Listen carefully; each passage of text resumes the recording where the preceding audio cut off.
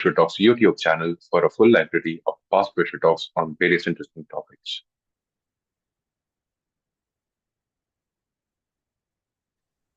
It's a privilege to welcome today's distinguished speaker, Dr. Shishir R. Rawal, a thoughtful visionary whose career seamlessly weaves together landscape architecture, ecological restoration, participatory design spanning 4 decades and 4 continents. Dr. Rawal is the co-founder and principal of SAS Energies, a design and knowledge consultancy known for integrating science, ethics, and creative inquiry to reimagine landscapes, be they wild, rural, or urban, as living, resilient ecosystems. Under his guidance, the firm has delivered more than 20 impactful projects distinguished by their values driven and research based approach. At the heart of his work lies a deep dedication to holistic ecosystem regeneration, most notably within the Vishwamitri River watershed in Gujarat. His practice draws inspiration from environmental psychology, ecological sciences, traditional wisdom, and an openness to discovery, allowing both intention and serendipity to shape beautiful outcomes. A scholar and mentor by inclination, Dr. Rawal has taught and conducted research at renowned institutions such as the University of Michigan, NC State University, and the Maharaja Sayaji Rao University of Baroda, leaving a lasting imprint on students, curricula, and communities alike. His academic journey includes a PhD and MS from the University of Michigan and a Master of Landscape Architecture in School of Planning and Architecture, New Delhi, and a Bachelor of Architecture from MSU Baroda. A fellow member of the Indian Society of Landscape Architects, Dr. Rawal embodies the spirit of lifelong learning and shared wisdom, inspiring transformation through critical inquiry, collaboration, and empathy. Please join me in extending a heartfelt, enthusiastic welcome to Dr. Shishir R. Rao.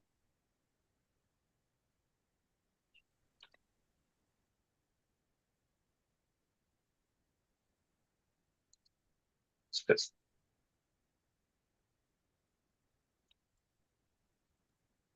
So you're on mute, sir. Issues. I just prompted you to unmute.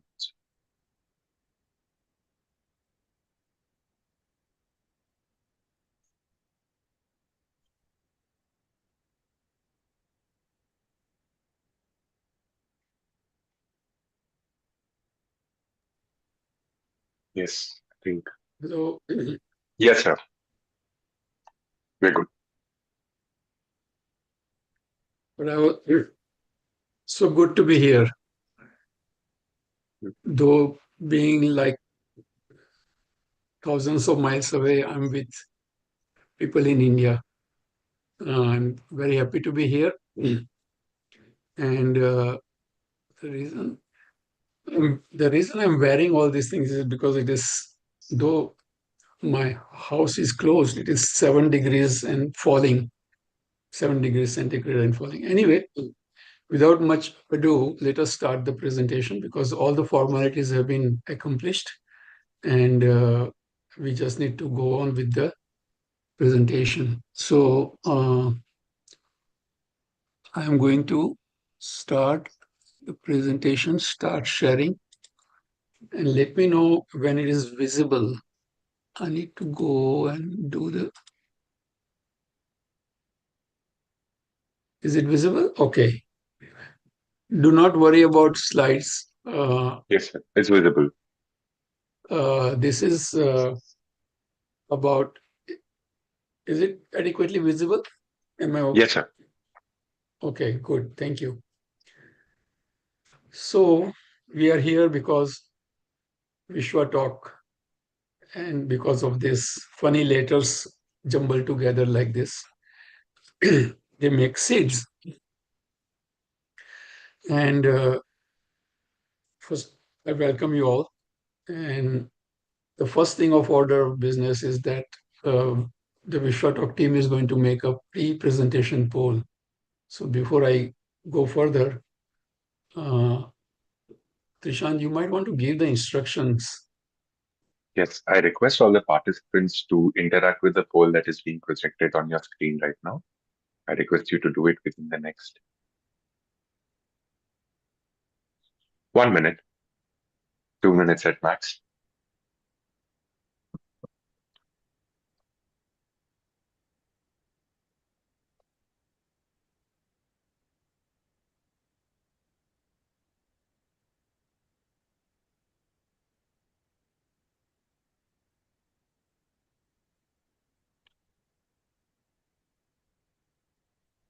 I think about 11 people have interacted, 13, 14. Kindly interact with the poll questions as soon as you can, please.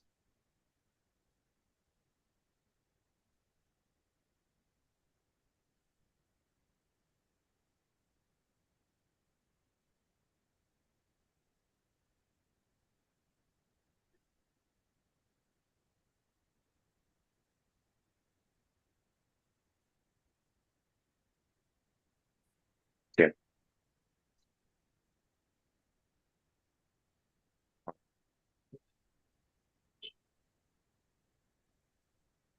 so about 34, 33 people have interacted till now. How That's concerned and great. committed are you taking proactive, constructive action on socio-ecological issues?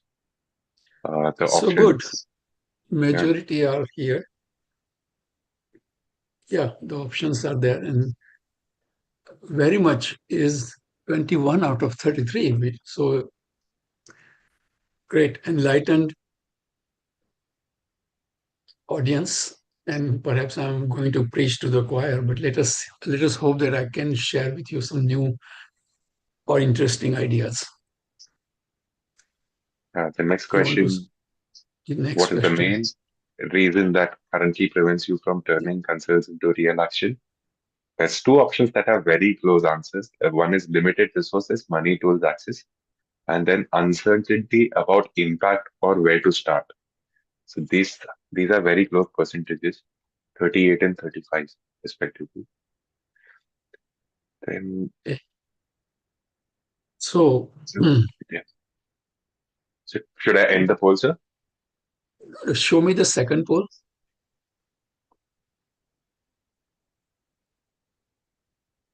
The third question? No, Is okay, it? okay, it is below, right? No, no, no, no, no. There is no third questions. Oh, okay, so good distribution. I'm glad to notice that lack of time is not a good only few people are saying that. It's a good sign. Limited resources, that is fantastic. I mean, we all have that. And uncertainty about impact, yes. So thanks. This will give us a basis to have further discussions and or for our team to build upon this data so that we can contribute to some other ways to address the things that are coming out here. Thank you so much. You can end the poll. Thank you. Thank you, sir.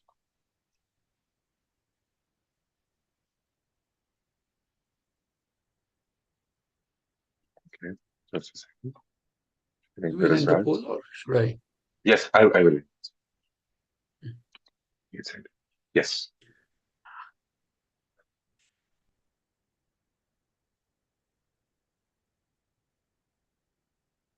Can I begin? Yes, sir. Please go ahead.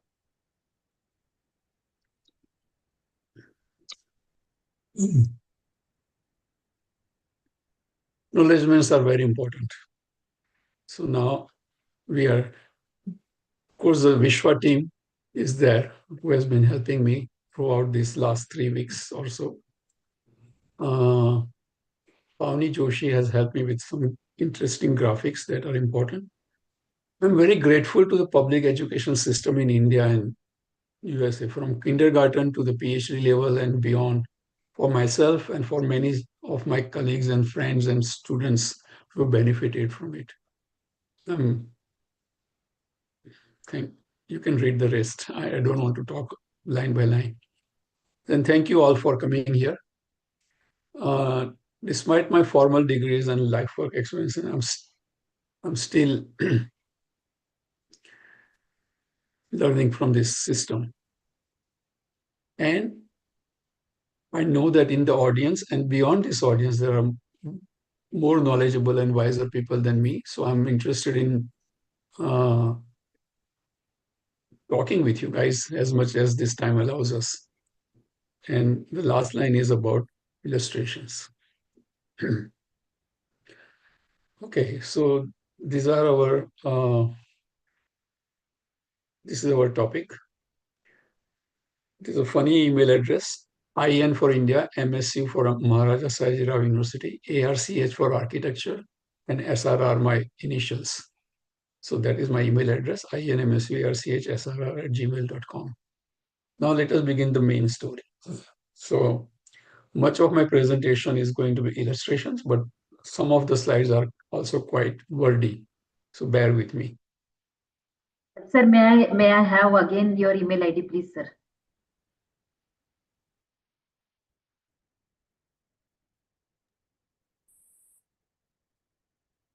We'll share these details post the talk.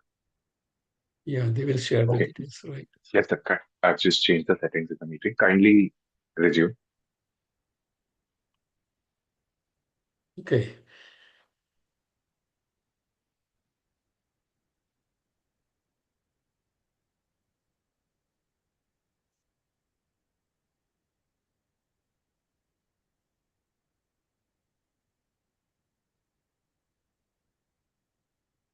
The blue dot, the only one that can support all life.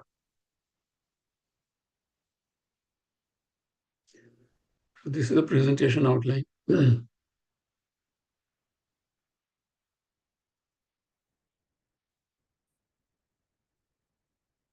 We are not doing, yeah, that's good. Yeah, fine. So the first thing first, quick reality check, our common present, because the subtitle of this talk is for our common future. So let us check our common present first.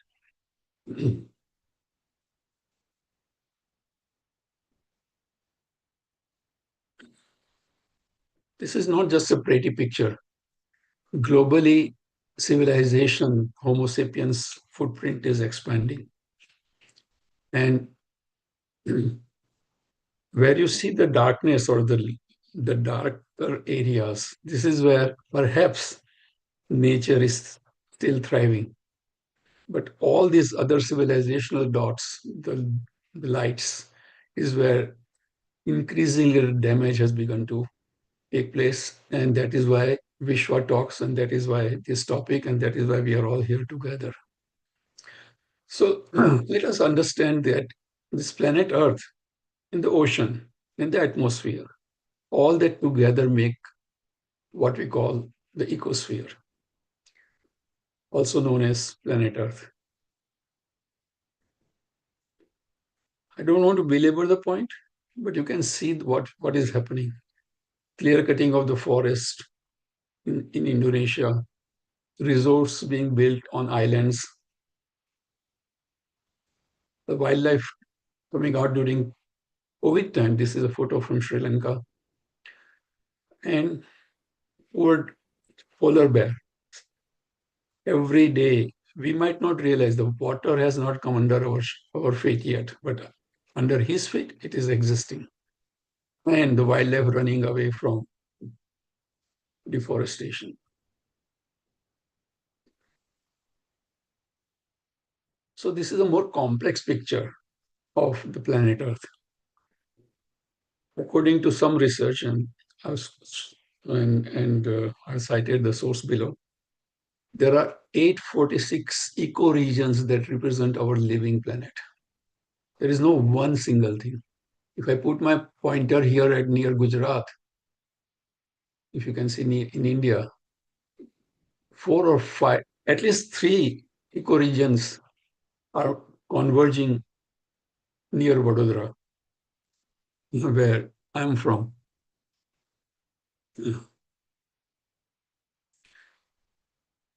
So if we continue like this,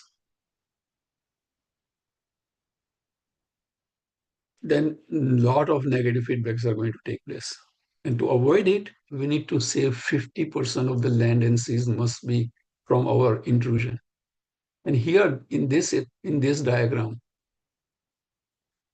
this lighter spots here, Nicobar Island Development Project is also being coming out. So everywhere, the picture is pretty bleak. Ecological footprint nation-wise, if you look at this diagram, then the impact that humanity has on our planet in each country or each continent is quite visible. Wherever you see the shrinking diagram, look at Africa in comparison to Europe. Africa's footprint is much smaller. Europe's footprint is much bigger. Look at the three big consumers, but ecological footprint is bigger, seemingly bigger in India and China, but the population is much higher. Whereas Europe and North America, or especially Canada and especially the USA has 3 times geographic area of India and 1/3 of population of India, and still it consumes so much. So these are the good fellows. These are the middle countries doing okay, poor, and in deep trouble.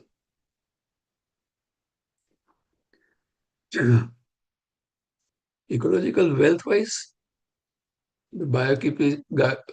these countries are quite wealthy, but the biocapacity conditions are greater in the greener areas.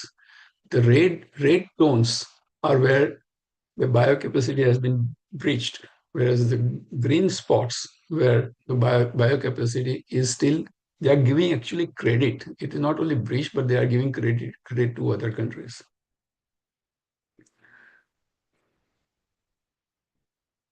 Endangered species, and this is about amphibians. It is an indicator how much each continent is losing the population. So these are all the indicators where we can get a sense of what is going to happen, what is happening as we speak. So every time, every year, this biocapacity's green line is decreasing and ecological footprint is increasing. And that is a very serious thing that we need to consider. The acceleration is shown here, and you don't need to read this. You just see the shape of the graph, how socioeconomic trends and all the indicators are increasing, and how Earth systems are also suffering. All these graphs are showing that kind of information. So picture closer at home in India and our cities is not, we have diversity. We have protected areas, we have rural landscape, we have suburban landscapes, we have urban landscape. But we also have this trend going on that people in rural area as well as in urban areas are suffering. And everywhere around us, WhatsApp, Instagram, everything is full of this kind of news. And this is the picture for India, that our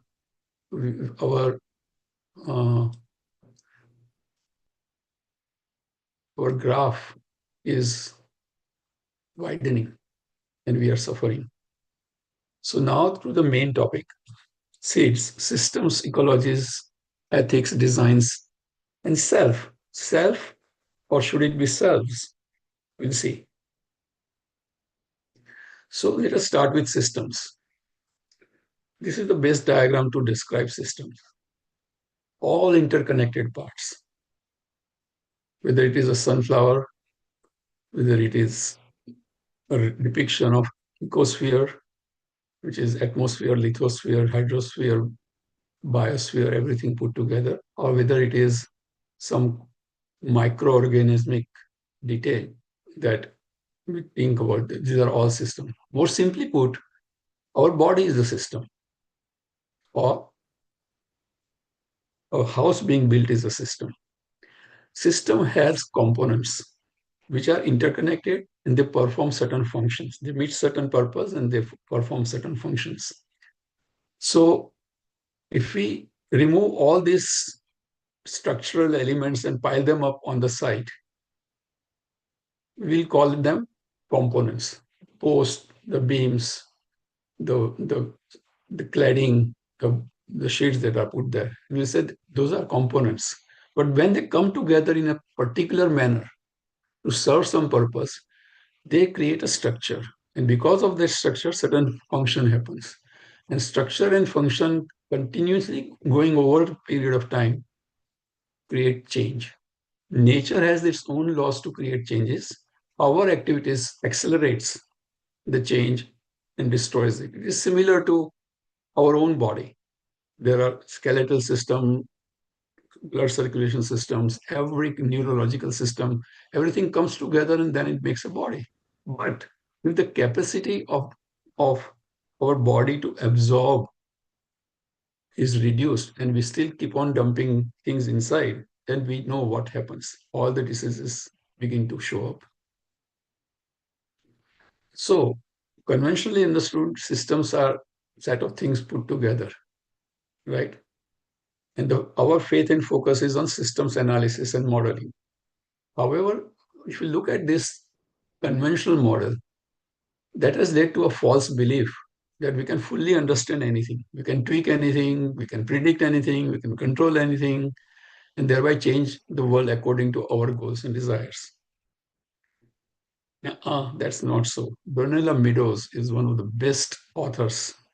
Her book is, I'm mentioning in the next slide, but her essay, if you can Google it and find out Dancing with the System, it's a fantastic essay. Brunella Meadows, in her book, Thinking in Systems, a primer, explains the key characteristics. Systems are self-organizing. Systems, the future can't be predicted, but it can be envisioned.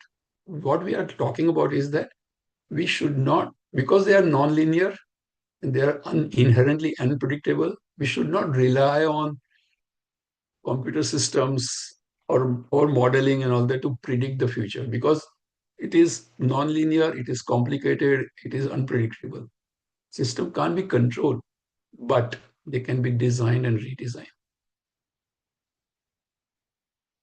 We can listen to what the system tells us and discover how the properties and our values can work together to bring forth something much better than could ever be produced by our will alone. So our will and the system thinking needs to work together. Our values, our will, and the system thinking.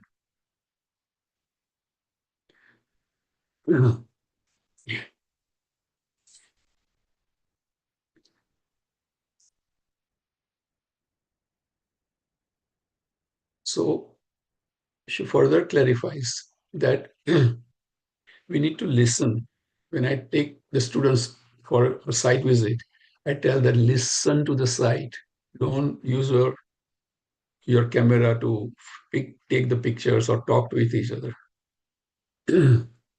So if we understand this, we all are required. It requires full humanity, our rationality, our ability to sort truth from falsehood, our intuition, our compassion, our vision, and our morality. That's what it is. That is what system thinking tells us. And this is a concluding image of systems. Just no words, just an image. So for each 5 seeds, now the next one is ecology, then ethics, then design, and then self.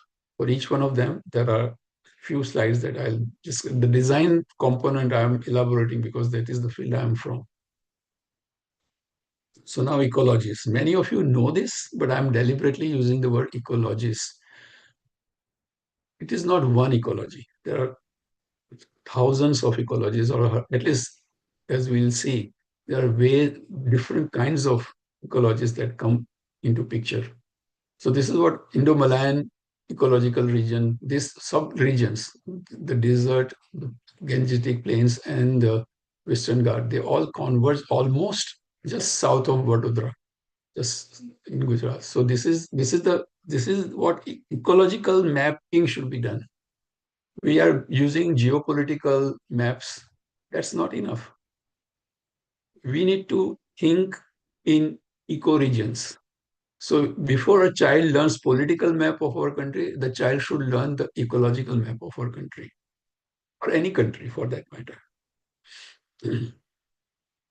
So what are ecologies? Ecologies are about embedded interacting hierarchies. It involves understanding of shaping.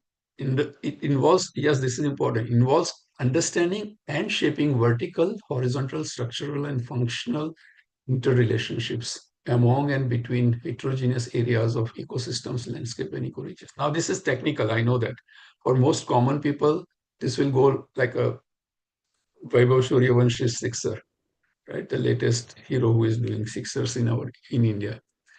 These sciences and their principles provide both information and inspiration. This is what is important to remember for people, that you may not understand ecology, but they provide inspiration and information for us to work with. And we'll see the examples. So when you look at this larger picture, right? So we start with a regional scale, some random region on planet Earth. Then we talk about landscape scale. So a region is consisting of many landscapes. Then many landscapes are composed of many ecosystems. Then many ecosystems are composed of local scale things. And within local scale too, also we can focus on a particular spot and learn about the ecology of that place. So this is embedded hierarchy. This is important. Most people do not think like that. Most professionals don't think like that. They take a site, they define the boundary, and they do their thing there. Then there is a cacophony of designs, cacophony of planning decisions versus, say, economic decisions, infrastructure decisions. They don't work together because we do not see that as a systematic view. So this is what I'm talking about. It starts with the bottom line, cells, molecules, tissues, organs, species. Species, one type of species come together to make a population. Many populations come together to make a communities. Now, up to communities, guys, that is why we only talk about biology and biodiversity. Up to communities, it is all life. Ecosystems is when the life and the land both come together. We make an ecosystem. Many ecosystems come together to form landscapes. Many landscapes come together to form ecoregions. Falsely, they are in literature in many places, they are called biomes. They should not become biomes. And planet Earth should not be called biosphere, it should be called ecosphere. So this is just a few examples. I can add many different types of ecology.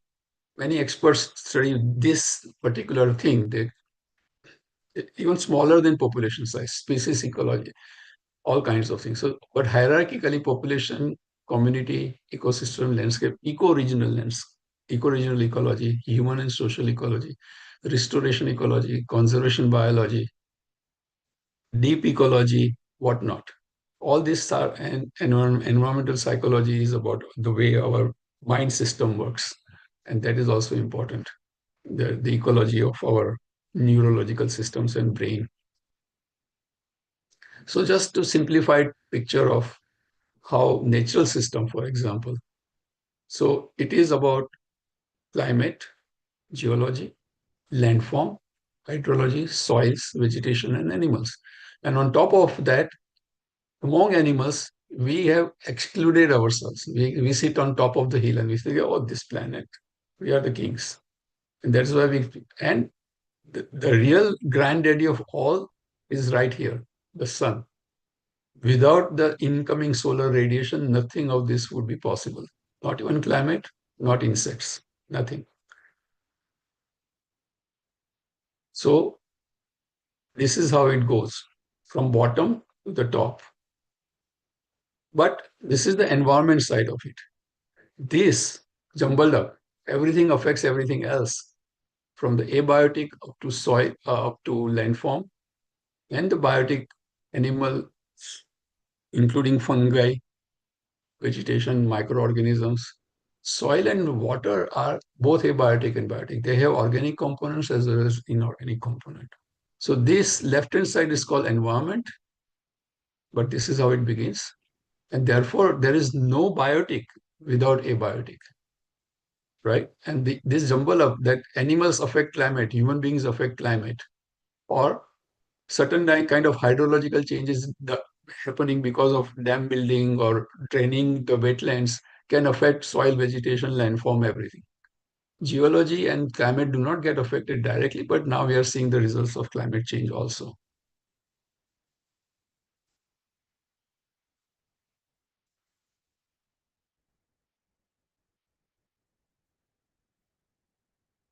It is a responsibility of the citizens and built environment professionals. I am calling upon built environment professionals more so than politicians or bureaucrats because I belong to that group. But everybody needs to understand and apply principles of these disciplines to define questions correctly and questions and issues, and then come to comprehensive responses using traditional and modern tools for better quality of land and life.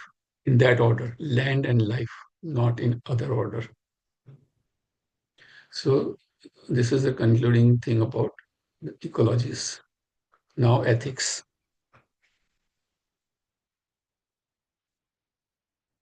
This is a general understanding of what ethics mean to us, right? Rules, regulations, values. It applies to research, it applies to all fields. It is something, a potpourri of all these things that we fuzzily call ethics. We are not too sure. We are not as clear as this diagram is. We think different things are there, and we think that this is what makes ethics. So again, ethics is about feelings, empathizing, and then consciously working upon the right things to do based on moral values and for greater good, longer term good. The voice comes from within us to do the right thing. And many thinkers in India and beyond have talked beautifully about these things as well as practically about these ideas.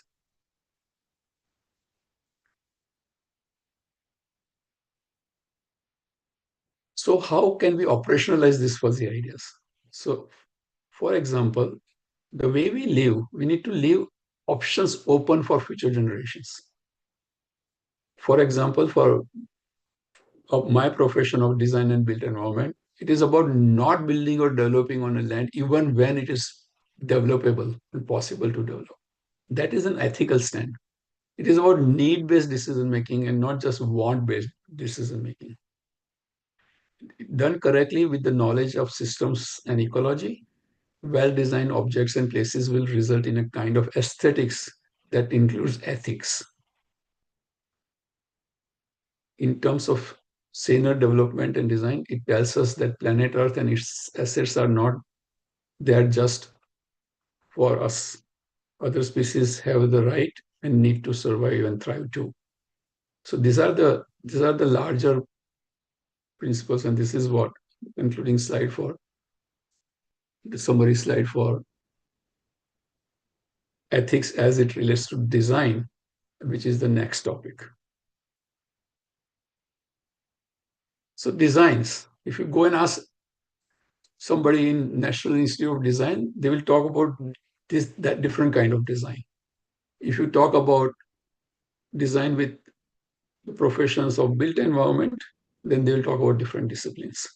I'm more focused not on graphic design and build product design or industrial design. Those are important too. And ethics, ecology, and systems thinking apply to those designs also.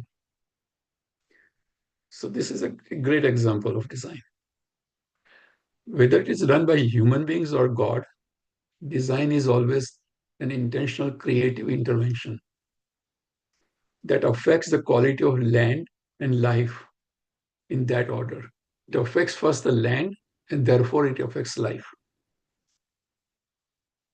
Design requires a thorough knowledge of knowledge and skills in system thinking, ecology, and ethics. And these are several publications. Many of you sitting here know about these authors.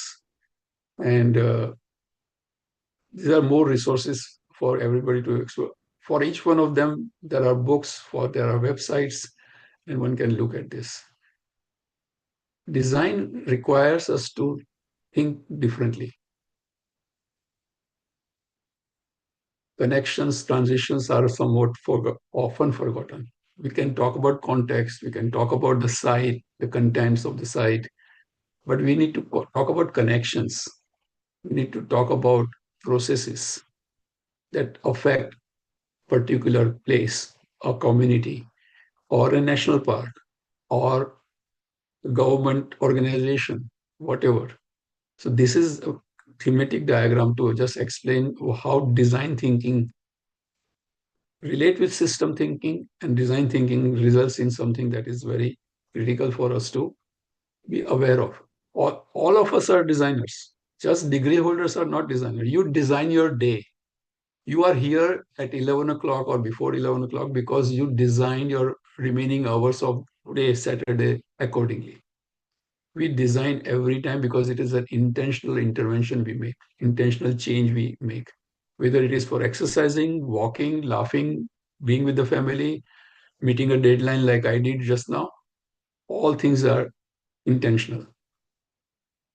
So design is a complex discipline that combines all kinds of things. And it has all kinds of determinants, considerations that one has to go through. So for all the non-designers here, those who are working with professional designers, please appreciate what designers go through. They go through a lot. It is not just like I often hear as a landscape architect that, what have you done? This work I could have gotten done with my local nursery person. They don't understand that I have considered climate, geology, landform, hydrology, soils, animals, everything, plus human ecology, plus deep ecology, plus spatial organization, all those things to design something. I'm not going to spend more time on this, it's too wordy. I'll just highlight that respect relationship between spirit and matter. Consider existing and evolving connections between spiritual and material consciousness. This is like a very philosophical sentence, and we can have 1 hour presentation on just spiritual and material consciousness. I know that there are experts out there who can talk about this for hours. But more importantly, we need to accept the responsibility for consequences of design decision upon human beings, the viability of natural systems, and their right to coexist with us.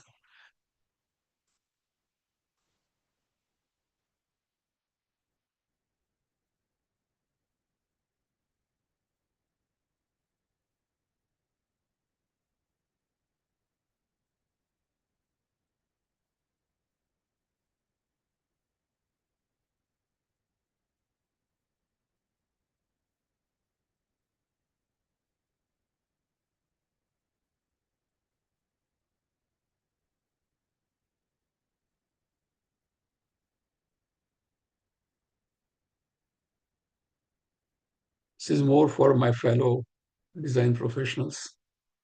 But you being good consumer client, you should also know all these things. Those who are not traditional designers, conventional designers like us, like me. So if we understand this, and when we think about design, then we have to understand that design process becomes very critical.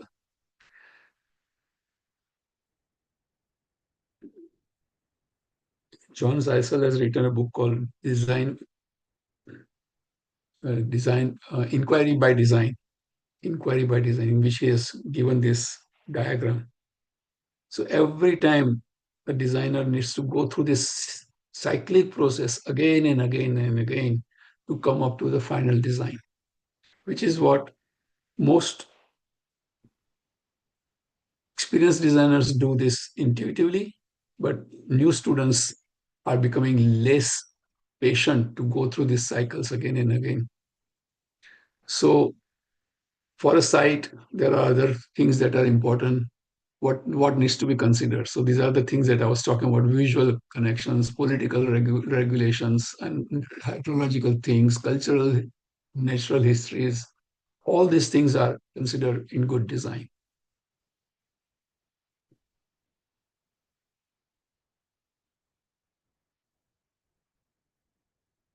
So there are a few examples I'm going to share: master plan and landscape architecture based ecosystem and landscape ecological analysis synthesis. I'm not going to elaborate on much of this, but landscape architecture, it emerges from deep understanding of patterns and processes of nature and culture and results in meaningful aesthetic experiences, is what I believe.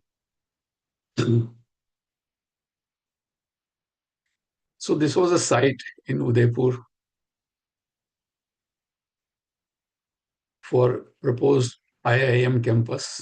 We were the 3 shortlisted consortia who were invited to make the presentations.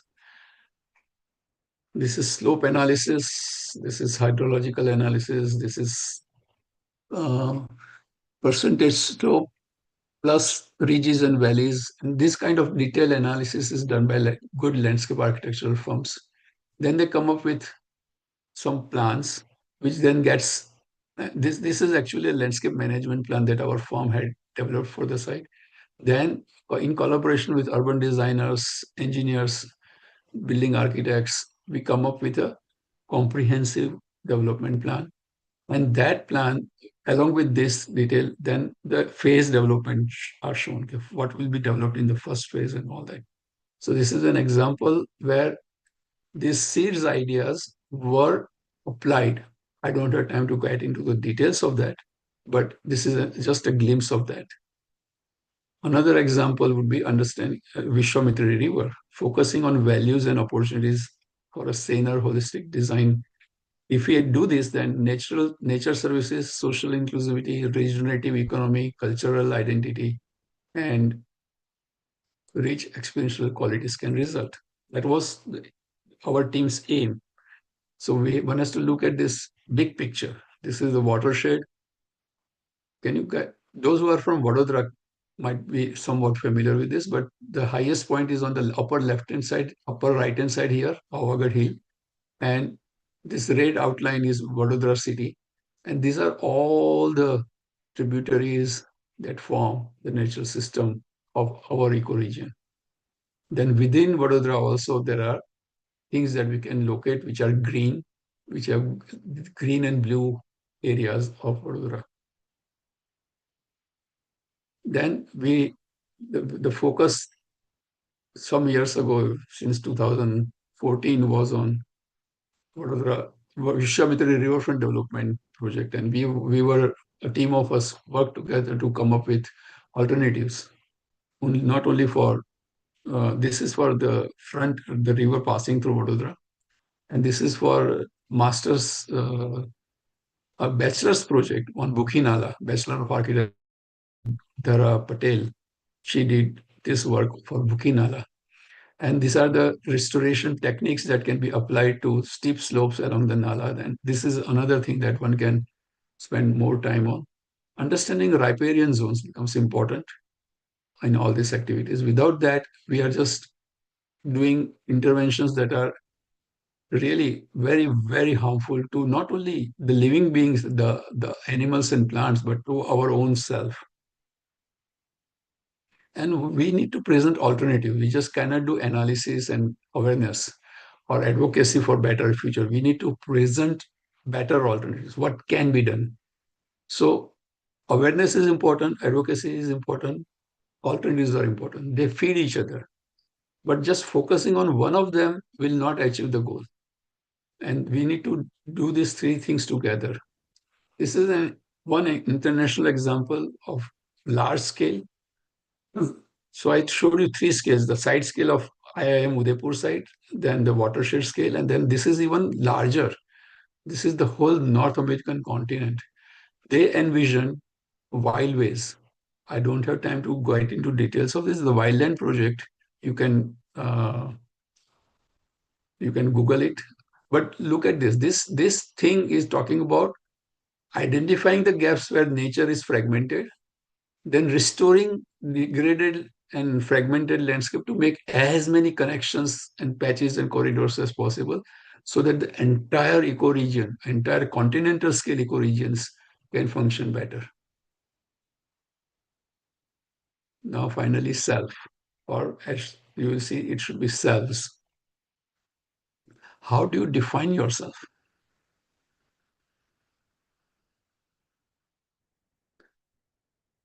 So I am from Rawal family, and Trishant is from Shetty family.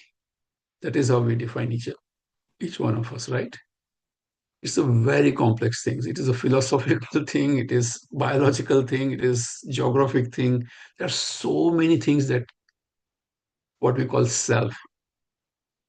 What is self?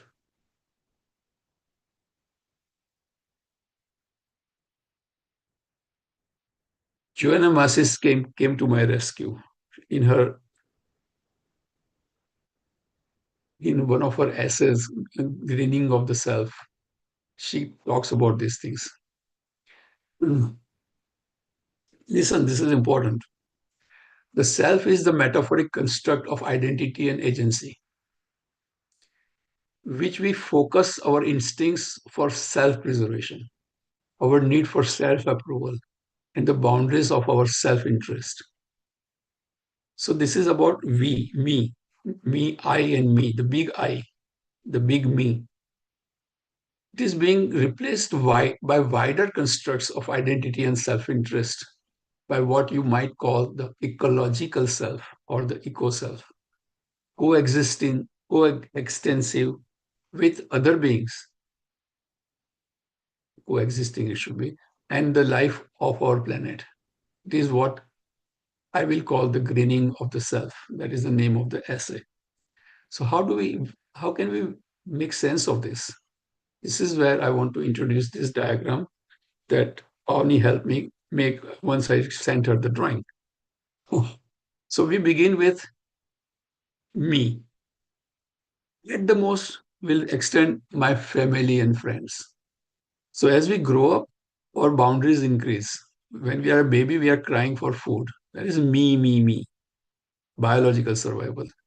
Then, as we grow up, we become more aware of our extended family, our friends, and that is what we call, oh, I'm myself is not just me and my family name, but I'm also cousin of that, friend of this, and all that. So once we grow up further and we learn more, we think three more identities come together. My neighborhood.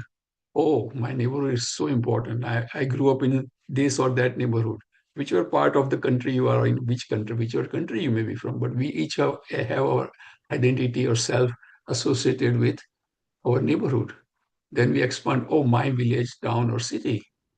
That is the self, that the expanding self. And then, oh, my state and or my province. That is also self. That this is, I belong to Vidarbha or I belong to Shivalik Hills. So those are like political or geographic provinces also that are important. But more, and that results in what? Other countries. My countries and then other countries, and this world. Isn't that enough? यहाँ तक तो पहुंच गया, अब क्या करना है? But as Joanna Massey says, we need to belong to ecosphere. We need to belong to all abiotic and biotic and beyond. This is what ecological self is. Once we begin the connections and the transitions and the threads, multiple threads, tapestry, a quilt, whatever metaphor you want to use, this is the importance of recognizing that our self is that way very much part of the system. And ecology ethics and design help us connect those things. So, as Joanna Massey explains, in doing so, the extended self brings into play wider resources, courage. What are those resources? Look at the way she writes. Resources are not just land, my property, my farm, that Aravali hill that provides me marbles and granites. It is about courage, endurance, ingenuity, integrity, all those. This is very close to the religious concept of grace. This is what we get when we consider ourselves as ecological self. In system language, we can talk about it as synergy. But with this extension, the greening of the self, we can find a sense of buoyancy and resilience that comes from letting letting letting flow through us strength and resources that come to us with continuous surprise and sense of belonging. One edit, I wanted to add the word resistance here. There is a paper I have written about it, but resilience is not the only thing. Without resistance, our systems will also fail. That is another story for another day. So all these things are possible. So this idea of ecological self is essential for increasingly troublesome 21st century, our common future, to see ourselves not as part of, ourselves a part of and not apart from the larger systems. Raman Maharshi, when he was asked, how do you deal with others? And he famously answered, there is no other. That is the continuum, that is the non-duality that is important.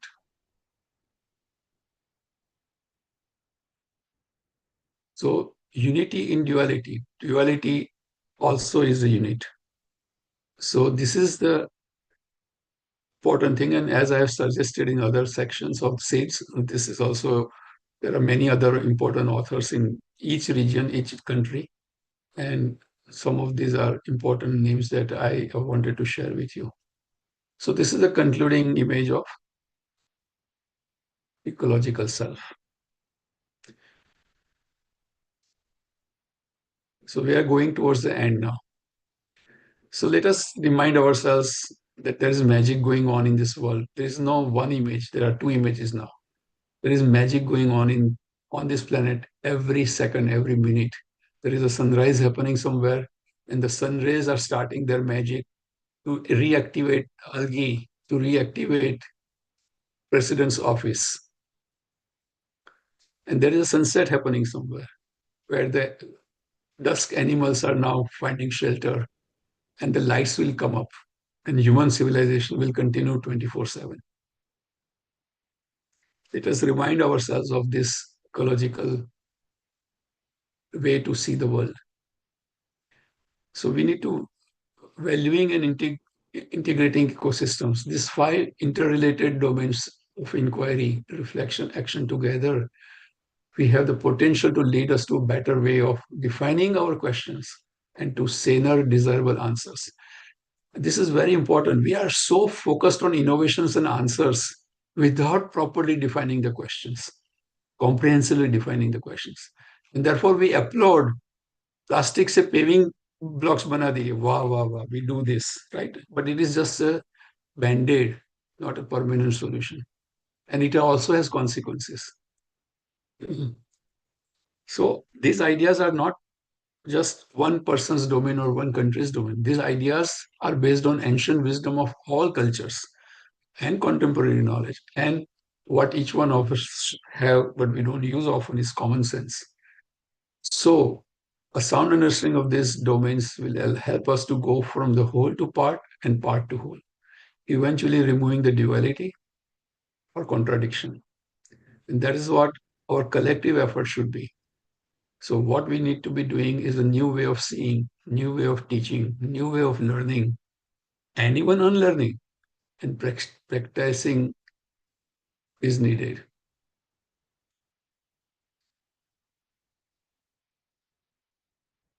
So before civilization began, or before early civilizations were like this. Then industrial civilizations came up and divided things. There is industrial land use, the settlement, farms, and wilderness. But wilderness got reduced, the darker black got reduced. The new vision, the regenerative image is where everything is integrated. I've taken this image from a book by John Tillman Lyell, whose name I had mentioned in one of the slides. The book's name is Regenerative Design for Sustainable Development. And that is where he has described this diagram. And this last diagram is like this. So what seeds does is seeds allow for multi-layered resilience, dynamic equilibrium, serendipity, poetry, and options for future generations. This is the ideal, but this is where we need to go. This is what we need to be first aware of, advocate for, and provide alternatives for.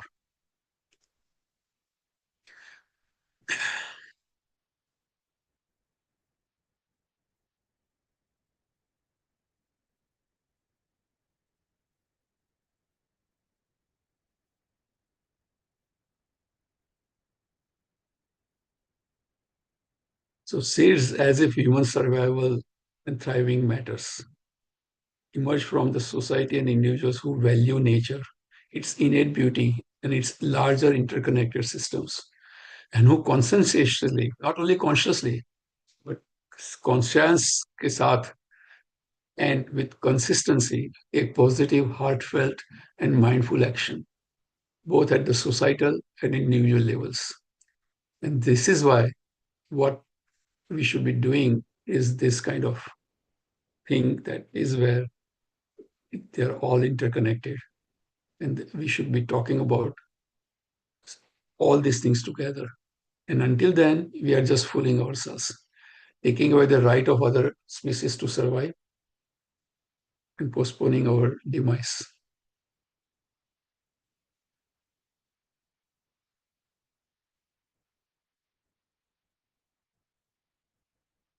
You read this.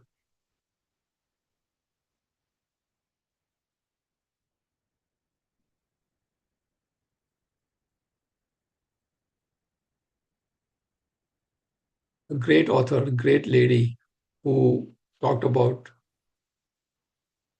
this idea in her book, Restoring and in the Service of the Wild is the name of the book, and the subtitle is Restoring, Rehabilitating Damaged Lands. We need to.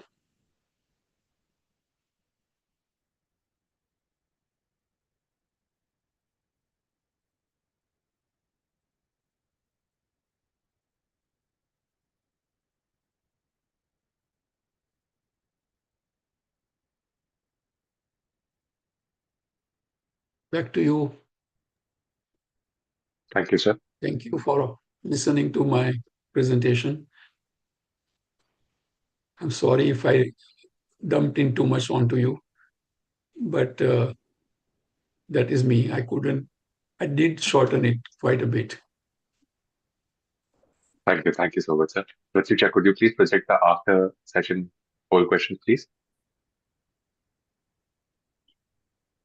Meanwhile, while Pratyusha is giving in the questions, I request all the participants to quickly take 2 minutes to quickly go through the questions and interact with them. Meanwhile, I'll give a brief overview.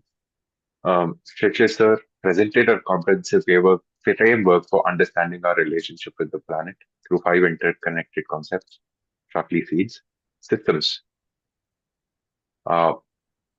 Sir explained that systems are interconnected components serving specific purposes. He emphasized that natural systems are non-linear and unpredictable, requiring us to listen and work with them rather than attempting complete control.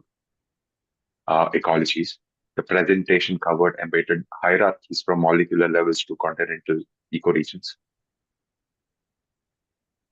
Dr. Raval stressed the importance of understanding ecological maps over political boundaries, showing how multiple ecoregions converge. He explained that ecosystems combine both life and land elements, biotic and abiotic elements. Ethics, E, Ethics was defined as consciously working towards the right things based on model values for greater and longer term good design. In design, this means need-based rather than want-based decisions and recognizing the other species have rights to, and recognizing that other species have rights to survive as well. The D from seeds is design. So presented design as intentional creative intervention, effective land and life quality.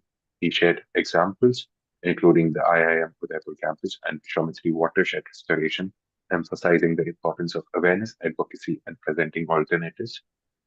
The last part, the S, cells, drawings from Joanna Macy's concept of ecological self. The presentation concluded that our identity must expand beyond family and nation to encompass the entire ecosphere, recognizing ourselves as part of, not apart from, larger systems. The session included practical applications and emphasized that everyone is a designer of their daily choices. I request everyone to quickly interact with the poll. If you've still not interacted, we will end the poll shortly.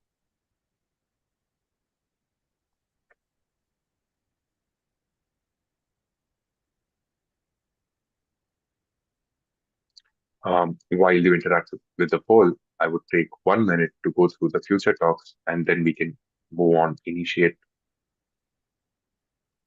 the questions and Q&A dialogues. session. Yes, sir, the question.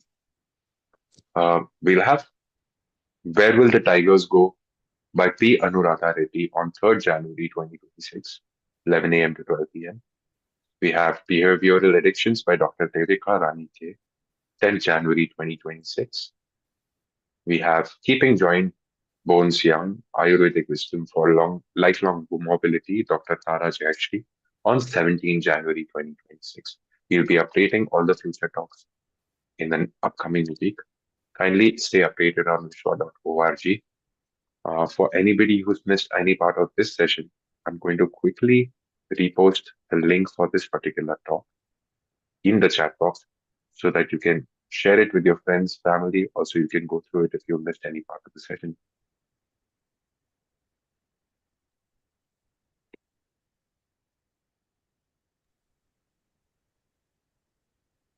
All right. I'd like to now invite Shivani Malapuri, founder of Vishwa, to initiate the Q&A session. Good morning, ma'am. Good morning, Rishi Ravalji. That was a wonderful talk. At a time when the country is getting polarized at a very fast pace, at a time when we have wars and the entire environment, the entire globe, citizens getting polarized and pushing towards a lot of emotions and possibly strong actions that will work towards it. Coming up with such a talk, the importance of it, the concept is very essential. And we are able to give this message only to a few people, but it needs to be spread much more.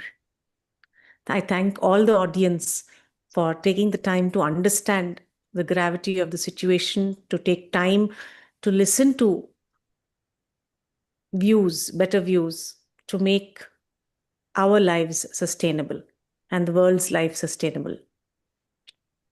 Thanks so much. Thanks, Shrishant, for such a wonderful talk, and to the Vishwa team for such a wonderful talk. With this, I will go into the Q&A session. Mr. Shmuel, would you like to ask your question? Yeah. Yeah, of course. You hear me? Yes. Okay, thank you very much on very interesting and insightful presentation. And I want to ask you a question.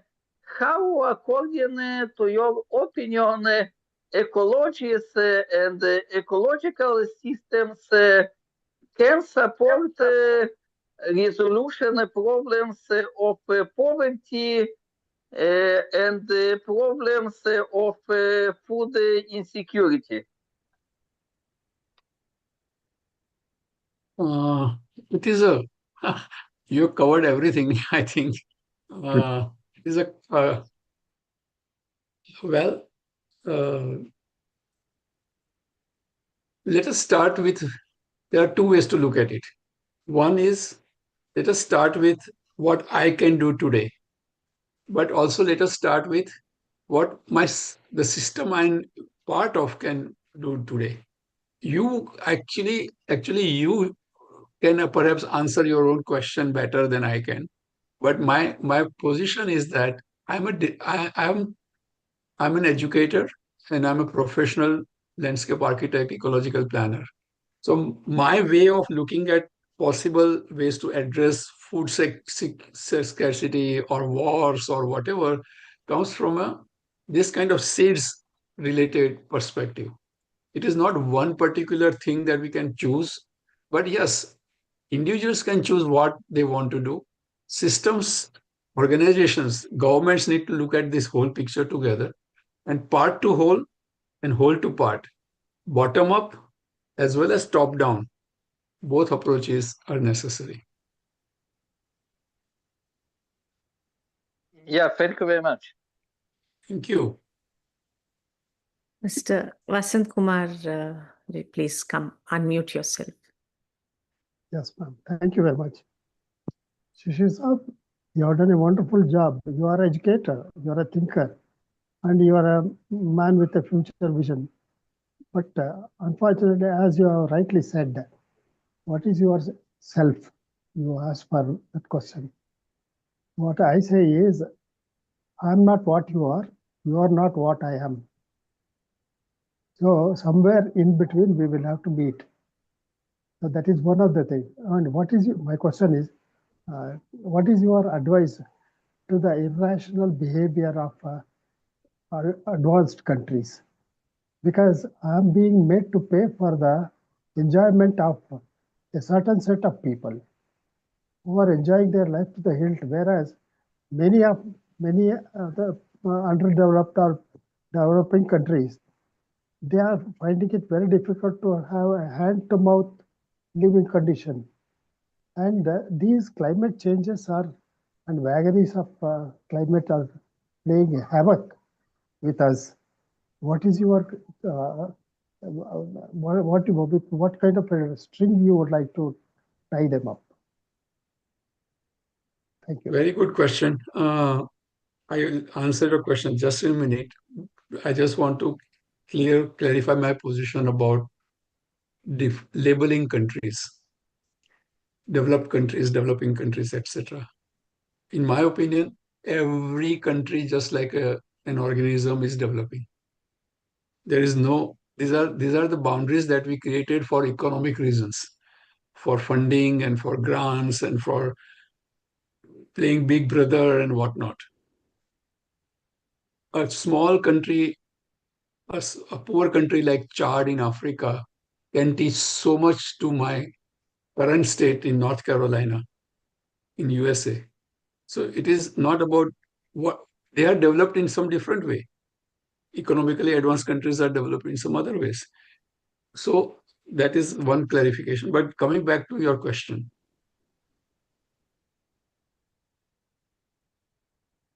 What is your I advice? do not. My advice. I'm nobody to advise anybody. I mean, you No, all of are a us are learned equal. person. All of us No, are equal partners, whether yeah, developed we are or all equal, underdeveloped. and We are you are human also a beings. very learned person. I can see that, and you're put the finger on the right thing here, in the sense that how can we address this particular issue, or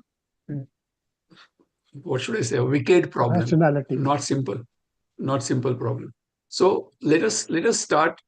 Let me give you one or two advice or one or two suggestions to whoever is willing to listen outside our current webinar. Uh, we I believe that first start with empathy. don't start with reaction. I believe that current leaders, whichever country that you kind of do not like or whatever disagree with, send them good vibes. I, for example, pray that please give Sadbuddhi to all the leaders and their advisors. That is, they are also human beings. They also have drawbacks. They also have other things that we all carry. They are not superhumans. They just have superpositions. And that too with some kind of means that are not scrupulous. So let us first start with empathy, in my opinion, and let us acknowledge that they are also human beings, and internally we can just pray for them so that they can achieve some kind of wisdom, sadbuddhi, and all that. That is not going to lead us anywhere. That is just like in the air. So the second part, all four of us who are visible on the screen right now have an organization, have some entity that we are associating with. What is it that about that entity that we can reflect upon first, discuss, identify, prioritize, get resources necessary for making changes, and then do the pilot, do the pre-testing. So this is a more elongated project, but we, from my practice to our practice, we can move that way. And then not every country, and voting is not actually the right way to, voting is the, as I said, democracy is the most acceptable form of governance. In my opinion, the most acceptable form of governance is benevolence dictatorship, because we have reached such a stage where just my effort or my prayers, just institutional organization prayers, is not going to work. We need a system change in governance, the top down, where benevolent dictatorship, so to say, quote unquote. For example, why do we, when people from India or from other countries go to Singapore and then they get, oh my gosh, what a country, why it is so clean, why it is so systematically working, even though it is the small dot in the Malaysian peninsula, right there at the bottom.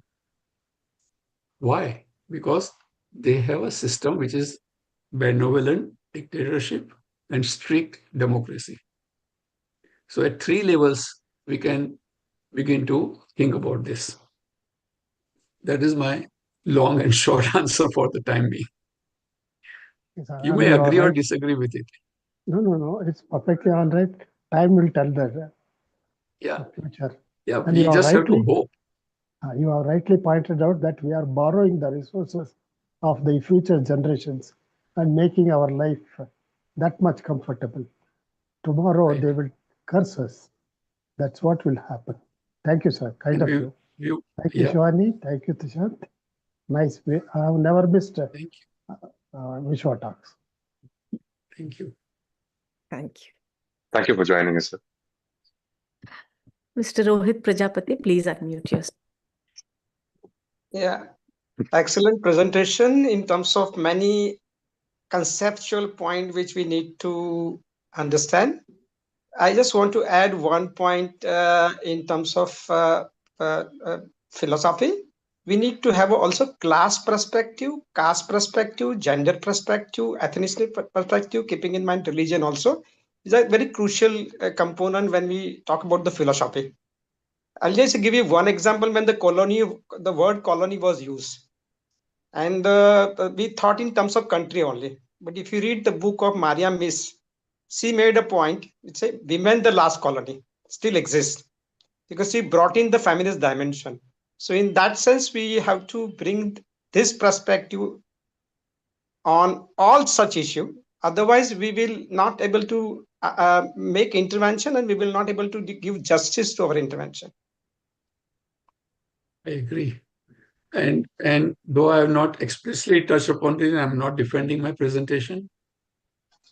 What you just suggested, Rohit Bhai, is something that is not only part of ethics, but also part of systems and also part of self. That at each level, this ethnic and religious and gender issues need to be acknowledged first and then responded to. Thank you for being here, Rohit Bhai. Thank Good to see you, you here. Rohit sir, for joining us. It's a great privilege to see you here. He is in complete bed rest and still he is here. Thank Yes. you. He is from Vadodara, our home city. He's a very popular activist and environmentalist here. Yeah, Thank you. Shish, Shreesh teaching. Shirish, yeah. Unmute yourself, please. I'm sorry, I've prompted the wrong button. I've prompted you to unmute yourself again. Am I Yeah, audible? Yeah, yes, now ma'am. you are. Okay, Yes. so my question is, what can urban planners and architects learn from landscape designers in addressing sustainability? And which one element of landscape architecture education should be made compulsory in the architectural curriculum for sustainable future? Just have our own webinar, our own Gmeet for that. So are you a student of design related field? No, I am currently pursuing geography honors from Delhi University. I got highest mark in geography in my final class, whole time SSC 11th grade in my whole high school, and that is why I'm a landscape architect also. Well, part of the answers are given to you in my presentation. What we need to focus on, right? So geography is a great discipline. Geography is the foundation for understanding planet Earth, both the physical geography and the cultural geography. And when we understand geography, and when a geographer becomes a planner, for example, pursues a planning degree at master's level, I've seen it because I was teaching in a Master of Urban and Regional Planning program when I was in India. So we have students from architecture, engineering, economics, and geography. And you can see very easily that a person from economics thinks differently and he talks about demographics, numbers. Whereas a geography person is kind of the minority, the one or two students in the class of 20 or so, and he is keeping quiet. He is feeling uncertain whether she or he could voice the geography perspective into the planning profession. So, first and foremost, as my natural system diagram was presenting, understand how natural system works. That is the first thing. I'm not going to back to my slide to show you the natural system diagrams, but that is, and within the natural system diagram, if you look at from the bottom, climate, geology, these are the slowly changing variables. They do not change very much. Then landform, the form of, because of the interaction of these two, the landform. Then the landform and these three interact together to create surface and subsurface water system. Then these four interact together, they create inert soil. The soil has to wait now. Billions of years ago, it was largely inert soil or lava. All these four things interact together, five things interact together, create possible life. Yuval Noah Harari put in his first page of his book, *Sapiens*, talks about physics, chemistry, biology, physics, chemistry, and therefore biology, physics, chemistry, biology, and therefore history. And he's a scholar in history, writes about the planet Earth and sapiens. So if you understand this relationship, and the interactions, that is the science of ecology. That is the first step. Ethics is important. For ethics, I said leave development suitable area undeveloped. That is an ethical, moral stand I can make, a policymaker can make, a politician can make, so that future generations have their options open for their decisions and their development. Right now, we are developing as if the current society is the only society we need to serve. They do make projections of populations, but the way, the ill-defined and ill-conceived development that we see all around us doesn't respect neither population data nor neither population data nor understands duality and non-duality. Nothing. It just understands greed, and or it is based on ignorance and arrogance. So planning students should be doing that. Architecture students, I was teaching landscape architecture to BR architecture students a lot. And the two or three things that I emphasized, according to my growth in this field since 1975, is that each architect should know how the land works, what are the flows on the land, what are the forms of the land, and that is the minimum a building architecture student should learn. Second, experience. What makes you stop? What part of the site calls you? The experiential quality. If the architecture students learn this in terms of spatial organization and sequencing of the unfolding of the experience, that is enough at the BArch level. They do not need to learn plans, draw plans, and list all these copy-paste things. So a lot of things can be discussed, but this is the shortest answer I can give you right now. I hope it answers your query. And wonderful to have you here. And thanks for your question. You can unmute. Thank you, sir. Thank you so much.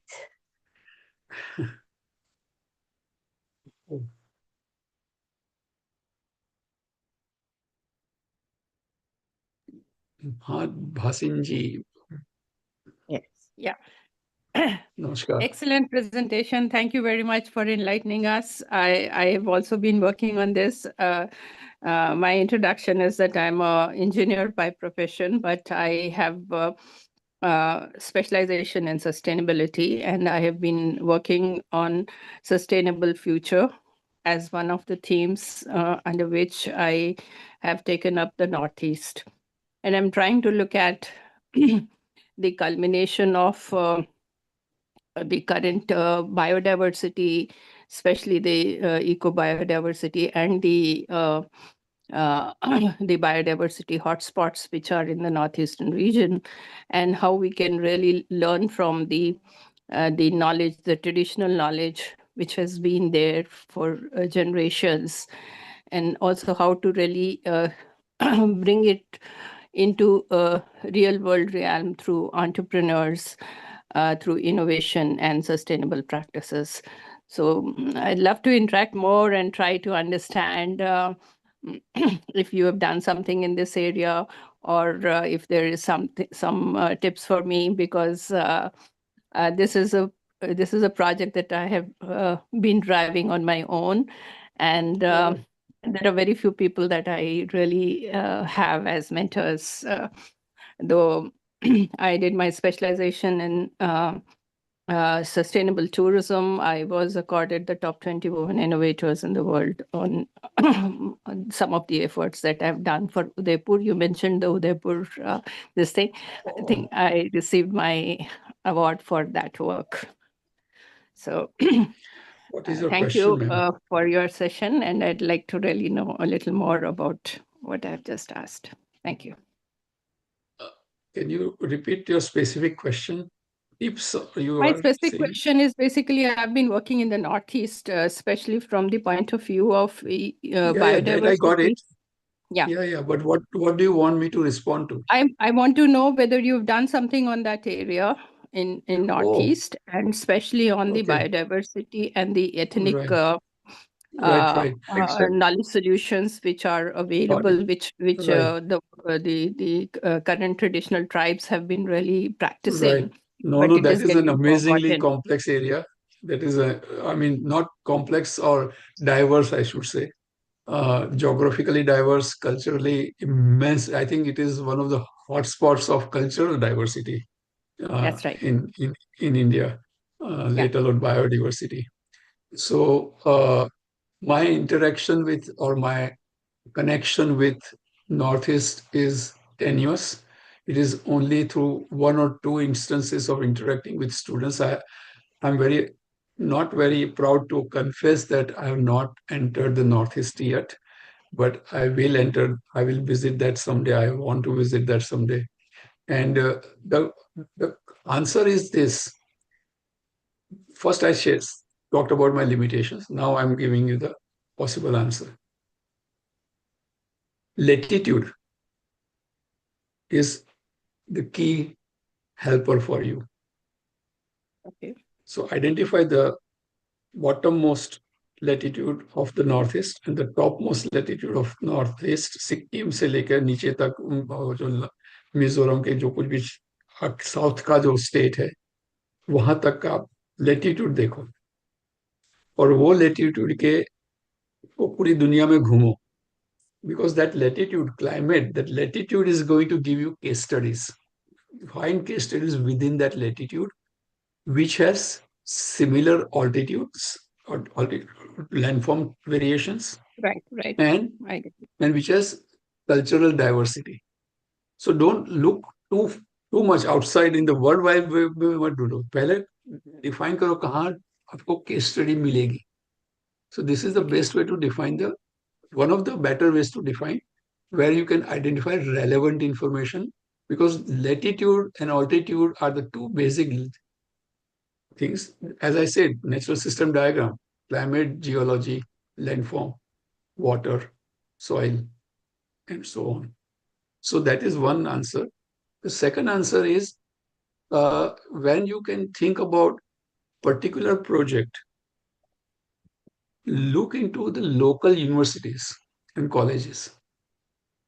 Right. Because that is where a biologist or a geologist or a sociologist is most familiar with and would be the most helpful person to you. Okay.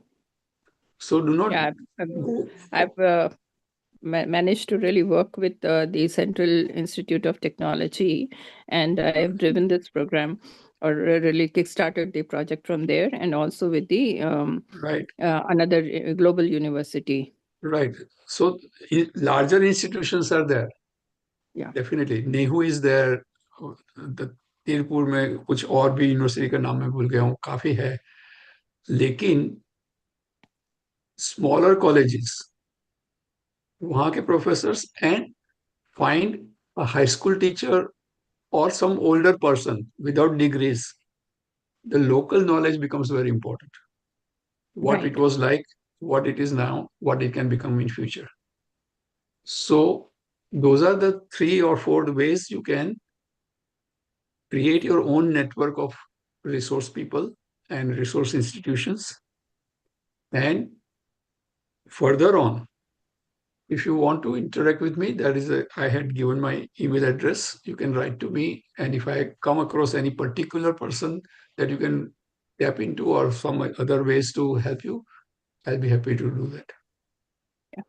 So I'll appreciate if you could just have a look at the link that I've shared, which is basically my vision of sustainable future in Northeast. And if you could I'll ask the organizers to send me that link. I'm not going to be able to check that right now, ma'am. Right. But later on, I'll check it. Request them. Right. I shared with you in your mail. Okay, thank you.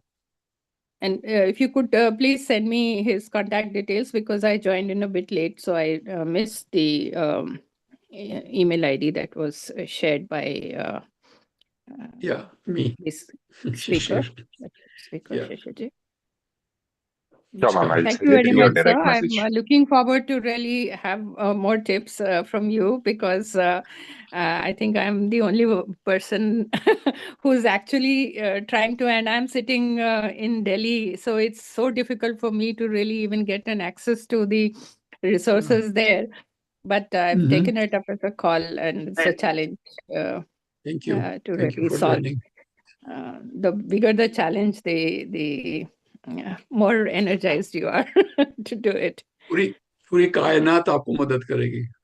Have Thank you, faith. sir. Thank you very much for the blessings. And don't envy this person now, Nagajyoti. She's on a beautiful beach background, and which is a live location. So I see the waves moving, or whether it is trick of Zoom, I do not know. The trick of Zoom, sir, and really thank you to Vishwa organizing such an excellent series session. And now I'm totally following them. And environment, basically, my background is I'm a master's in environment engineer associated with environmental consultancy. My father-in-law is actually pioneer in environment who is associated with, matlab, like he has done many, solutions he has given to government of India related to distillery industry, sugar and distillery. Okay. So your session actually today gave me a totally a new insights, and the way you have explained ecology and the seeds and detailed meaning of that. I'm really I learned many things today, and I really want to invite you to our new club, which we are launching in January 2026. We four women from different countries, from Canada, Japan, USA, and UK. We people have formed this session, and now from January onwards, we are inviting the speakers to our club. So I would like to invite you, as well as I would like to collaborate with Vishwa Talk also. And we will, if you are available, definitely I will try to connect you and schedule your meeting, sir. Because from India, we can actually give many things, like, we can internationally represent ourselves, and we can attract many projects from international. I've completed 3 international projects yet in environment only. So that is actually giving me a great hope with your this thing also. Thank you. So, in the interest of the audience, you'll have to be precise on the question. Yeah.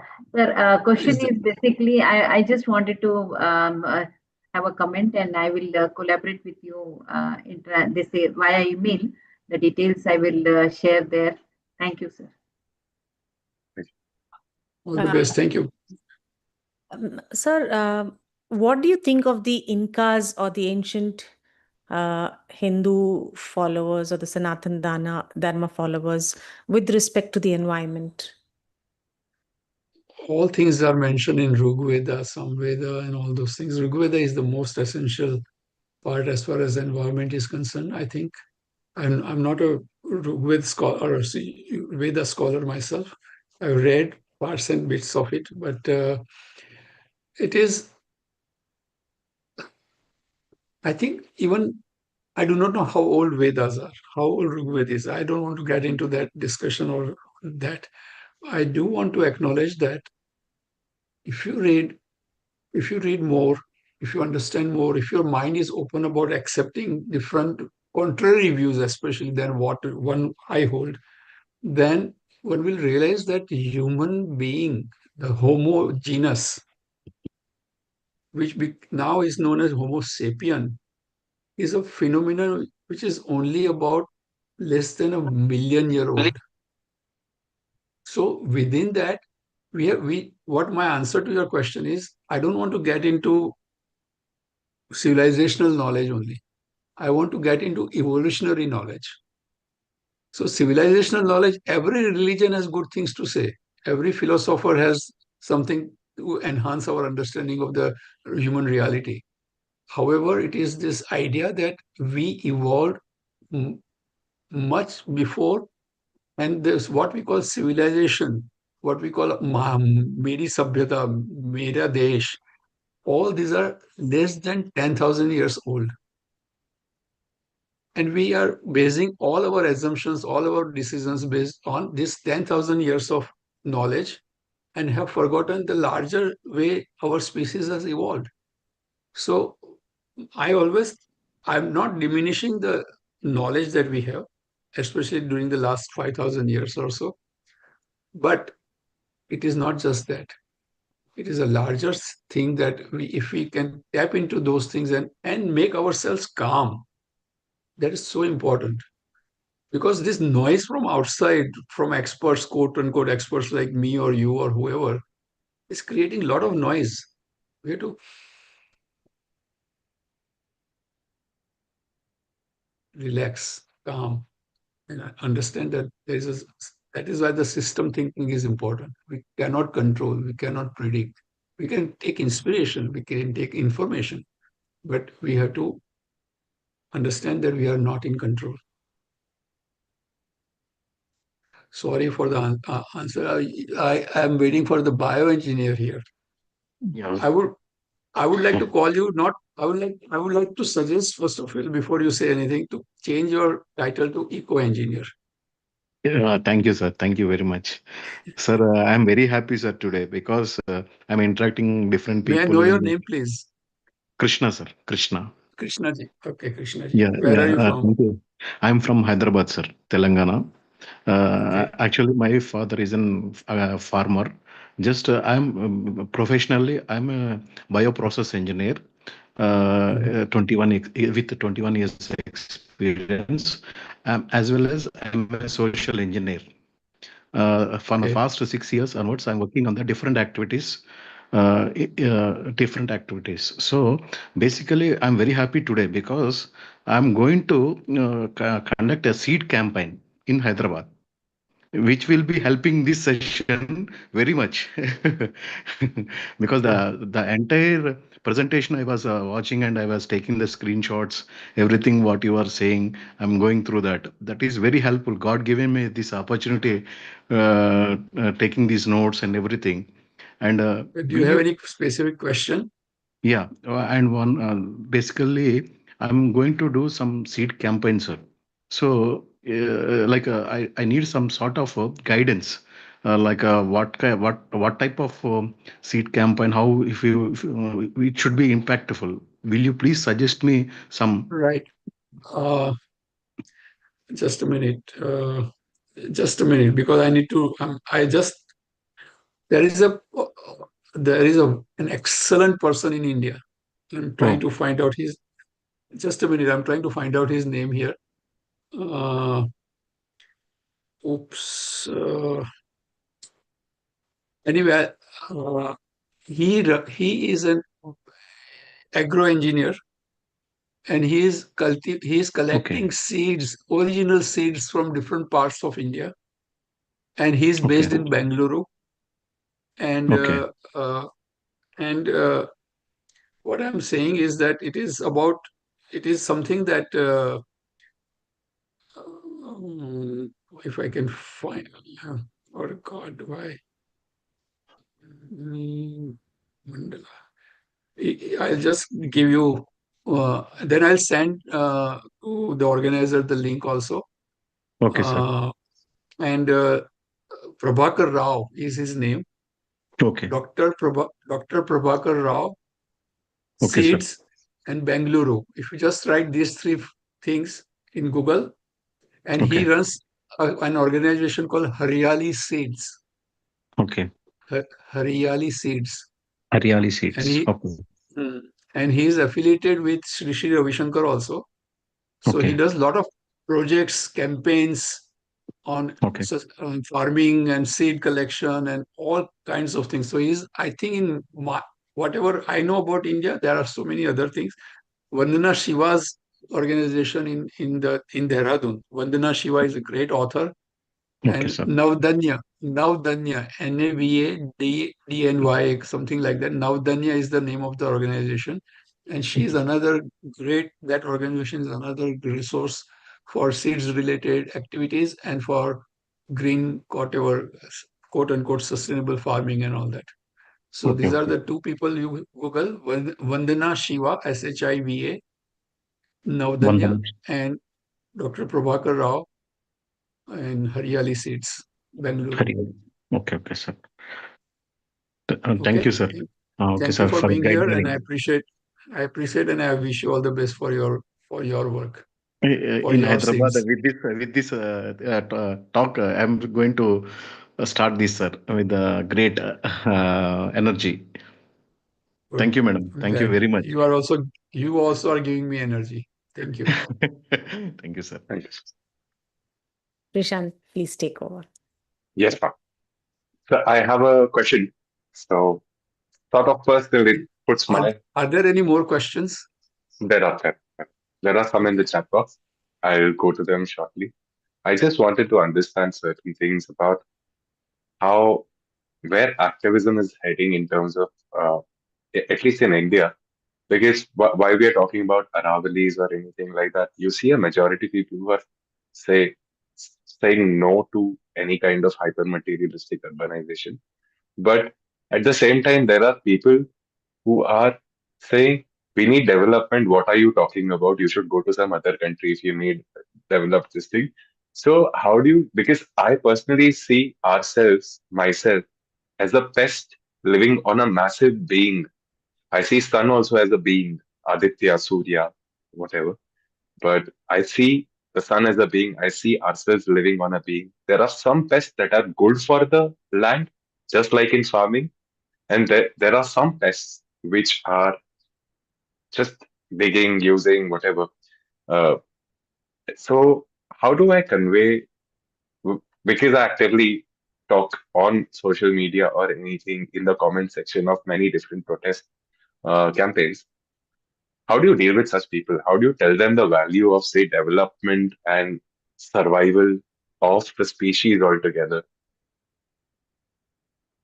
Prashant, you are speaking on behalf of, I think, 99% of or 99% of people of India. Hmm. Those who are educated, those who speak different languages, those who are uneducated, everybody. Because this is a dilemma not only limited to the boundaries of India, this is a dilemma also in all other so-called countries, all eco-regions of the world.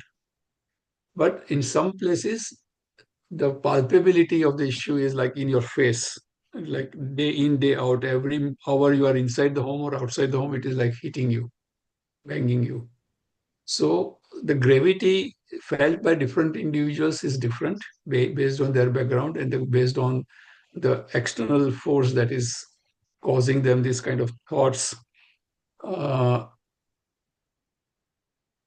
my thing is that there is something called serenity prayer, right? You must have read that. It says something like, God, give me the courage for the things I can change, something to and the wisdom to and the courage to things I can change, the acceptance to things I cannot change, and the wisdom to know the difference. So that is one way to look at it. That when I'm facing the dilemma or this kind of stress and empathy also at the same time, how do I deal with it? So we have to decide what we can deal with. So build your courage, build your internal system to do what you can, and mm, learn to let go. Shavasana is one of the practices that is about letting go, and it is not easy. It is like it is one. My yoga teacher one day told me that the most difficult asana is what, and we said different names, and he said Savasana Awesome, because it absolutely. is not about physical body movement; it is about mind movement. It is about letting go. So that is one level of answer. The second level of answer is more important or relevant, I should say, not important. Uh, Choose one domain. Either choose awareness and be at it, or choose advocacy, devote more time to it, or choose alternatives and devote more time to it. Because action and reflections are possible in all these three domains. Hmm. Within these domains, like awareness, advocacy, or alternatives, choose a sector. For example, you are with hospitality sector. Within the hospitality sector, you know what you can do and what you cannot do for awareness, for advocacy, for alternatives. And within that sector, you have a scale. You can choose. Sometimes you can be at the higher scale where you can attend the conferences of hoteliers and all that. But come back to your kitchen and see at that scale what can be done. So that is something that we all need to accept and realize first. Before we accept, we have to acknowledge first that these are the things that we are dealing with. That is why they are called wicked problems. There is no one single answer. But there are possible answers and there are inspirations, there are case studies, there are resource people and resource institutions, there are tools and strategies. So, as I talked to that other lady in the Northeast, build your network and be choosy about where. And I'm no one to give you advice. I also scroll the screen, look at the Instagram posts, share them, all kinds of things, right? We are like, we are, this is, this I call an electronic leash. Yes, it is. It is a leash tied to us. It is like somebody pulls us and we allow ourselves to be pushed. So identify different leashes, whether they are our own weaknesses or whether they are external forces, and see where we can make little change day by day. Otherwise, just tell them that look at Vishwa talks and then let us talk. Not my talk necessarily, other Vishwa talks. All the talks. Yeah. Seek Thank you their so much, sir. Wonderfully answered. seek their appointment. A few people, show the video for 1 hour, and then have a discussion. That is awareness. Yes. And then you can advocate. Then you can create alternatives. And then creating alternatives will create new kind of awareness. And will give you different ways to do the advocacy. But if you just focus on one, each one has their own limitations. Wonderfully answered, sir. Thank you so much. I have a question from Mr. Nagarajan Krishnamurthy. Which sort of loro is essential now to safeguard the environmental sustainability? What is the first part? Well, which kind of flora is essential now to safeguard the environmental sustainability? Okay, I will not go into the debate of first of all, I am choosing not to go into the debate of the word sustainability. I don't like to use it, but that's okay. We can use it.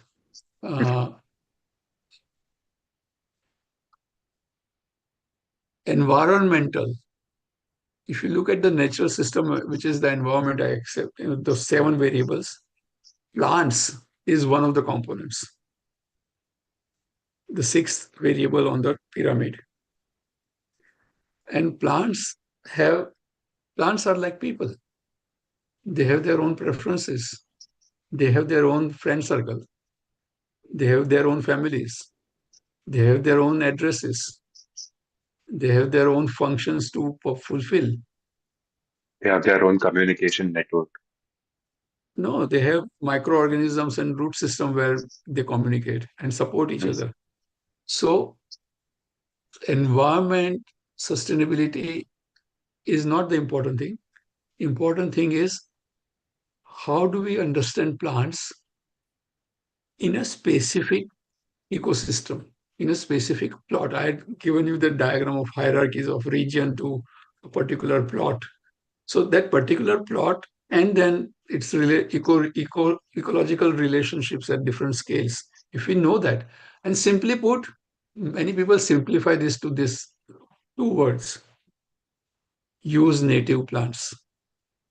But the person who has asked this question knows that answer. True. In a way, right? True. So what is missing here? Missing is not native plants. Missing is the connections, cultural connections, natural system connections, experiential connections. What pleases the eye? Why? In what seasons? What are the cultural connections? For religion, for gifts, whatever. So plants are part of ecosystem, larger natural system, and we are associated with it. It is called biophilia. When we see a beautiful plant or a flower, we feel good. So I think I'm not answering the gentleman's question fully, but my sense is that it is about connecting with plants and understanding its plants holistically, and then applying that understanding to a specific situation. then sustainability will take care of itself. Don't start with sustainability. Thank you, sir. So I have a question from a guest. Can you talk a bit about regenerative landscaping and permaculture? How it's stealing the show these days? Regenerative is a great word. Permaculture is also a very good Term. system of agriculture that is understanding the ecological connections. I'm glad the person didn't ask me about Miyawaki forest, because that's what I don't. I like some aspects of it, but I don't subscribe to Miyawaki approach that is being largely followed by CSR related funding, and then immediately, bam, I've done this Miyawaki forest. So that is another thing. But yes, the best way to describe permaculture is to, somebody said that I've got many snails as like pests in my farm. So the answer that the original author, I forgot his name, gave was, you do not have snail problem, or you do not have pest problem, you have duck deficiency. So if the pests are bothering you, snails or whatever, then you are not understanding the food chain, food web part of ecology. So you re what is the word? Recreate or reorganize the ecological connections, food chain and food webs, the way the native ecosystem had. We, there are it Mhm. boils. There are things that we do not. We do pesticides. We have a whole global industry doing pesticides. And permaculture, though the limitation of permaculture is mass production requires a lot of input. And because we need to feed more mouth more quickly, we are dependent upon industrial agriculture. And the more, and India is especially suitable for permaculture because it has small land holdings. Generationally, one farm is divided into 4 sons or 2 sons, and then further on. So parcels are becoming smaller, and therefore it becomes unviable. That is where the cooperative model comes into picture. That small owners can have small farm holdings, but they need to create a cooperative and adopt permaculture approaches. What was the other word he used? Permaculture and? Regenerative landscaping. Oh, first of all, don't use the word landscaping. I just, this is my general advice to all those who are, at least while talking with me. I'm not complaining to you, Trishant. I'm just saying that landscaping cheapens my beautiful discipline. You go and ask an interior designer that, are you interior decorating? And look at the face of that interior designer. I'm not decorating, I'm designing. Similarly, landscaping is what is like makeup, peripheral, superficial treatment that you give to create immediate beauty. Whereas landscape architecture and landscape design is working with the systems and land systems and ecology and cultural aspects and all that. So regenerative is about generating again. What are we generating again? What the system does normally, naturally. So regenerating is about creating conditions, abiotic conditions, so that regeneration of biotic factors come up. So whenever you think about biodiversity or regenerative landscape, think about that as that you have to first take care of abiotic factors, which are the 5 variables: the climate, latitudes, climate, altitude, etc. Geology, understand geology because groundwater and all that, and seepages and all that, landform, the slopes, water gathering and all that. understand all those things, and then make conducive conditions so that biological regeneration happens the way nature has designed it.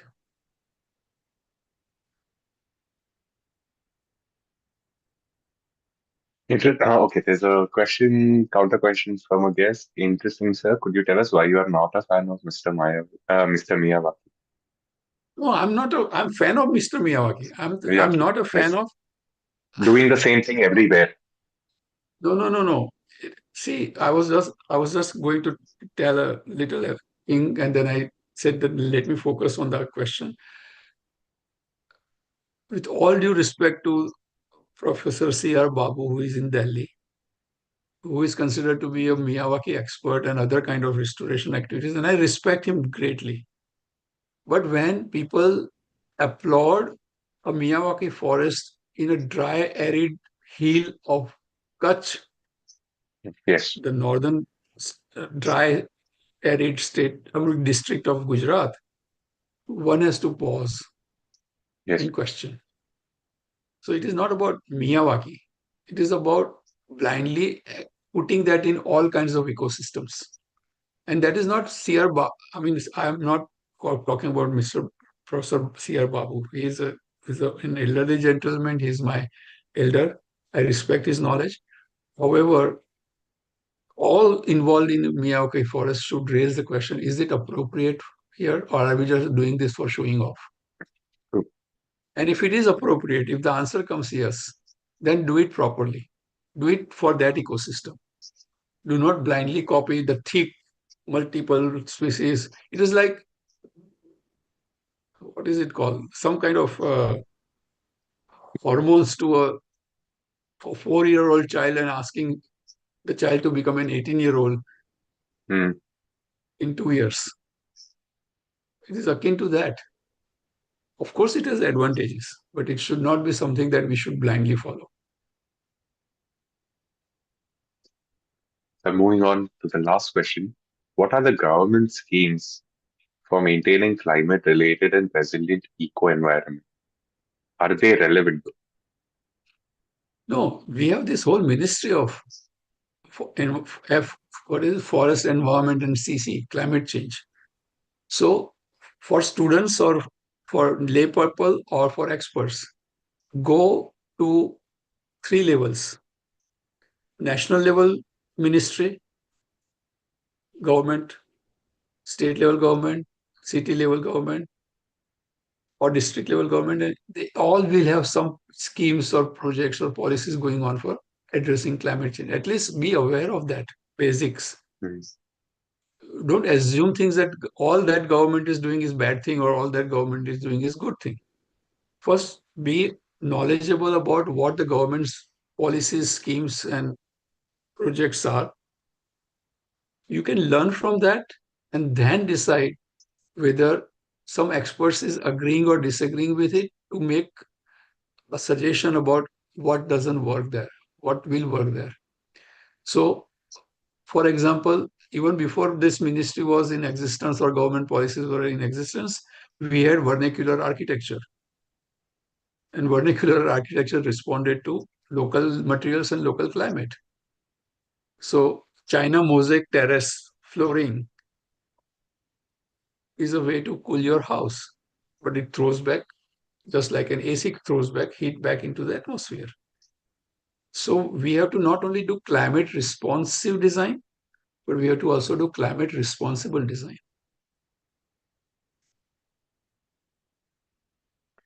Thank you so much, sir. Thank you so much for your time. I can't appreciate you enough for giving like it's so super late at night for you, and thank you so much for your No, time. no, I wish no, you're most welcome.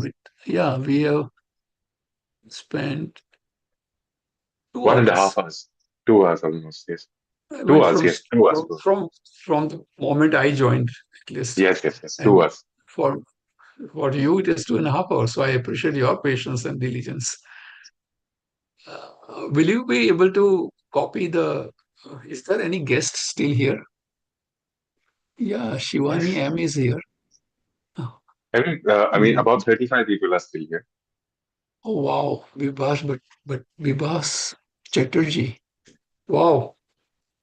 Thank you all for being here. I hope it made some sense to you, some of you, if not all of you. I'm not able to see all the faces here, but thanks for being here. Thanks for being here for so long. So, Wow. Okay. with that, Adrian Nihal and Adrian Nihal Machado. Okay. Wow. Thanks. you can go. Yes. Anybody wants to have one last thing, if they are so eager to speak, one or two people, just one comment, because you are staying here. I appreciate that, and I request Trishan to take only two more comments from anybody who is too eager to say something. I'll not Yes. answer questions. Your comments, if you have to say anything, from Nidhi to Adrian or whoever else.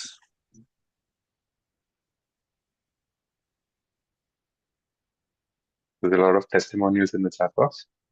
I No, really I have thank not everyone read for this anything in the session. Excellent. chat box. Excellent session, sir. I think we can go on, and the way you have, I think you Who is inspired a this? lot. This is Nagjoti, sir. Who is Nagaswati. Nagjoti. Nagjoti. Nagajyoti ji? Yeah, Okay, sir. okay. Very inspiring session, sir, and it is really we can take up the great projects also via this rejuvenation of the land and seeds related dispersion of seeds, and then you have given the details of the seeds, so that also definitely we will try to connect and try to see the native plants we are mainly uh, promoting the Yeah, project. yeah. So you get my email and we'll correspond Yes, over there. yes, sir. But I want to give chance to people who have not spoken yet. Thank you for your comment. Sir, hello, Who is this? Yeah, hello. please activate. हाँ जी, Yeah, mister मेरा नाम noir is या madam Nivar sir Azam. नमस्कार sir मैं हिंदी में बोल सकता हूँ सर अवल सर मैं सिंधी मुझे समझ में नहीं आएगा। सर मैं हिंदी हिंदी में बोलूँ हिंदी सर हाँ जी हाँ जी हिंदी, हाँ हिंदी बिल्कुल बोल सकते हो, बिल्कुल, ठीक सर प्लीज। नमस्कार सर पहले तो आपको धन्यवाद देता हूँ सर आपके इस वेबिनार से मुझे बहुत सीखने को मिला मैं मैं नॉर्थ ईस्ट से मैं हूँ सर चाहता असम हूँ से कि हूँ मैं हिंदी में भी ये दे सकूं। मैं चाहता हाँ हूँ कि ये जो प्रेजेंटेशन है वो मैं हिंदी में भी दे सकूं। ऐसा ठीक सर मैं ठीक कोशिश करूंगा, लेकिन क्या हाँ करें, ब्रिटिशर्स आ गए और हमने अपनी मातृभाषा अंग्रेजी बना दी। ठीक सर तो बहुत कुछ सीखने को मिला तो मैं असम से हूँ सर नॉर्थ ईस्ट असम से हूँ तो मैं एक जेनोमिक भी हूँ फार्मर भी हूँ सर नेचुरल फार्मिंग करता हूँ मेरे मेरे प्रणाम ब्रह्मपुत्रा को देना।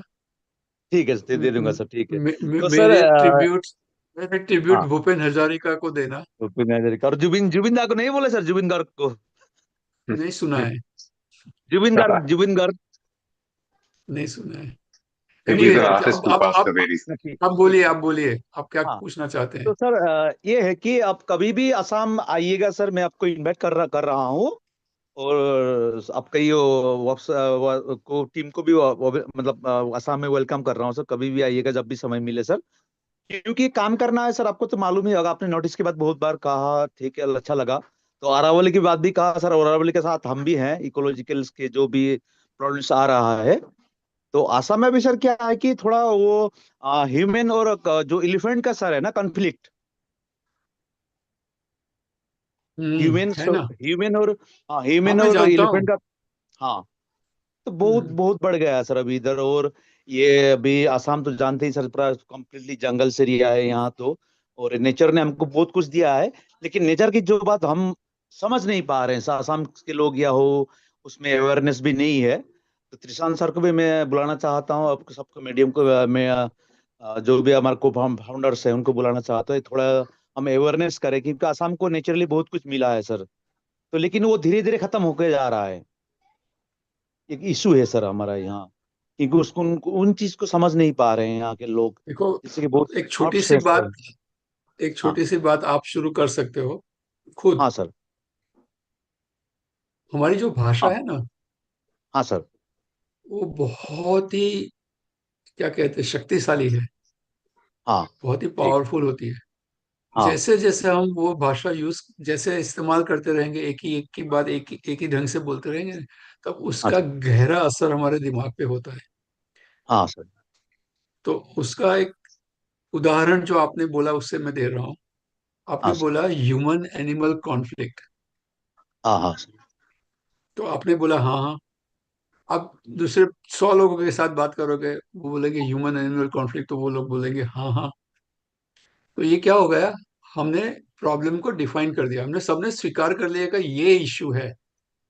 हाँ लेकिन हमें सोचना चाहिए कि ये सही में ये इश्यू है, क्योंकि हम सब इतनी बार बोल बोल किया है इसको कि हमने मान लिया कि ये ह्यूमन एनिमल कॉन्फ्लिक्ट है, क्योंकि ये साइंस ने, कहीं टीचर ने, कहीं कहीं से आया है ये शब्द, और सबने बिल्कुल प्रश्न किए बगैर, बिल्कुल उसको उस पर संशय किए बगैर हमने उसको ठान लिया कि ये ही है।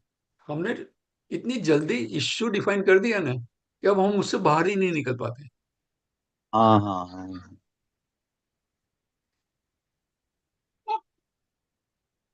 एक छोटा सा अ, अंग- इंग्लिश का शब्द बोलता हूं मैं। War breaks out, war happens, right, युद्ध होता है, युद्ध शुरू होता है, वॉर ब्रेक्स आउट। उसके बदले हम ये बोले what if peace breaks out,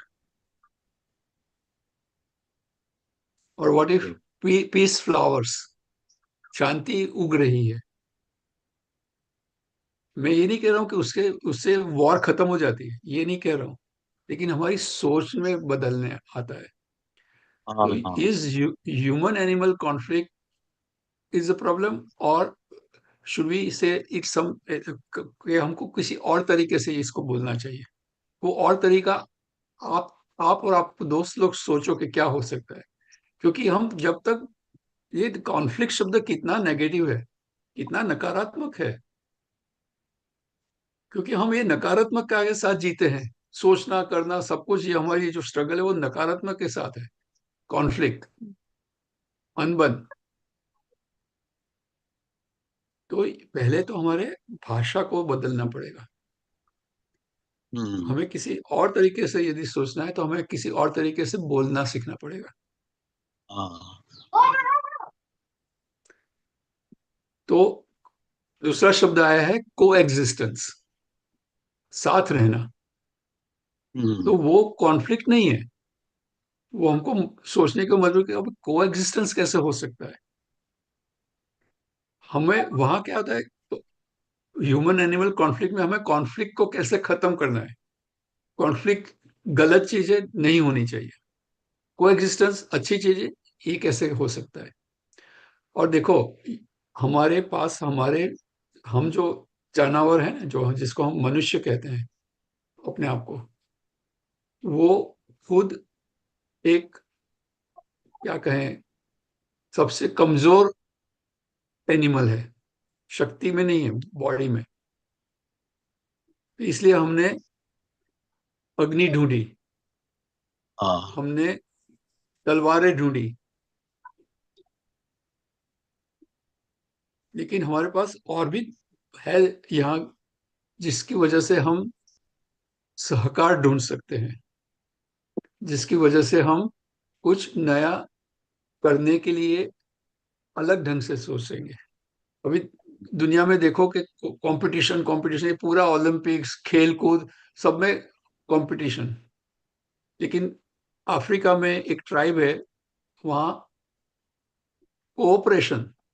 एक बच्चा नहीं दौड़ पाया तो सबने उसको उठा के साथ दौड़े। तो ये शब्द की हम्म। जो परेशानी है ना, उसको पहले एड्रेस करो। दूसरा बात है जो आप कहते हैं, उसमें क्या है कि आपको बहुत कुछ चल रहा है भारत में। ये एलिफेंट का जो माइग्रेशन माइग्रेशन का रूट है, देखो, हम भी माइग्रेट करते थे। जब से खेती बाड़ी शुरू की तब से हम सेटलमेंट किया। हम्म। पहले हम भी मौसम के हिसाब से ऊपर नीचे जा रहे थे खाना ढूंढने के लिए। जब से खेती बाड़ी हुई, जब से एग्रीकल्चर का सिविलाइजेशन हुआ, संस्कृति बढ़ी, ऐसे हम स्थगित हो गए। लेकिन ये जो हमारी संस्कृति है, एग्रीकल्चर है, वो सब दूसरे प्राणियों के साथ कोई लेना देना नहीं। दूसरे प्राणी को वो तो अपने पानी, 3 चीज, रहना, खाना और बच्चे करना, संभालना बच्चों को, ये 3 चीज हम सब करते हैं ना, उसके लिए तो हाँ सर। जूझते हैं। तो ये प्राणी भी करता है। एक वनस्पति में क्या फर्क है, वो एक जगह रहता है लेकिन वो ज्यादा सहनशील है। वो सब कुछ, सबसे बड़ी जो कृपा, बहुत सारी कृपा है दुनिया बनाने वाले की, उसमें से एक कृपा है कि आप जानवर को मारोगे तो वो आवाज निकालेगा, और टहनी को काटोगे, कोई पेड़ को काटोगे तो वो आवाज नहीं करता है,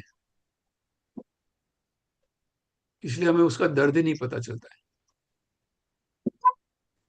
तो ये जो आप कॉन्फ्लिक्ट में जो जो यहाँ बहुत सारे काम, आर सुकुमार करके एक सबसे पहले ऑथर थे जिन्होंने एलिफेंट की कॉन्फ्लिक्ट के बारे में बहुत से कुछ लिखा हुआ है। मैं आपको वो पढ़ने के लिए नहीं कह रहा हूँ, मैं इतना कह रहा हूँ इसलिए कि आप आपकी यूनिवर्सिटी में जाके, जूलॉजी डिपार्टमेंट में जाके कुछ बातें कीजिए, या तो कुछ छोटी सी कॉलेज में चले जाइए और वहाँ के अलग अलग सोशियोलॉजी के, समाज विद्या के प्रोफेसर को, प्राणी विद्या के प्रोफेसर के साथ बात कीजिए, कुछ कीजिए कि ताकि आप शब्द बदलिए कि हमें कॉन्फ्लिक्ट पे नहीं, को एग्जिस्टेंस पे काम करना है, साथ में रहने के लिए क्या क्या हो सकता है। क्योंकि हमारे पास जरूरियात इतनी बढ़ गई है, हमारी पॉपुलेशन बढ़ती रहती है, हम जंगल काट के मकान बनाते हैं, हम जंगल काट के पहले खेत बनाए, तो हमें लगता है कि पृथ्वी हमारे लिए यही है। लेकिन देरा उससे आगे कुछ ऐसा हो सकता है कि जब आप हाथी के बिहेवियर को, हाथी के जीवन शैली को जान लोगे, और वो जीवन शैली में क्या क्या, कौन सी जगह मायने रखती है। ये कॉन्फ्लिक्ट क्यों हुई? क्योंकि आपने कुछ ऐसा कर दिया कि ताकि वो आपके इलाके में आना शुरू किया। हाँ आपने कुछ जंगल ऐसे साफ कर दिए कि कुछ ऐसी जगह को बिगाड़ दिया कि ताकि उनको कोई चारा ही नहीं है, वो हाँ। आपके गांव की और आपके खेत की ओर आता है। तो जो मैं कह रहा था, इकोलॉजिकल इकोलॉजिकल साइंस का जो अप्रोच है, इकोलॉजी के लिए कोई हिंदी गुजराती में शब्द नहीं है, मैं इकोलॉजी इंग्लिश शब्द ही यूज करता हूँ, है हाँ लेकिन हाँ वो अच्छे नहीं है।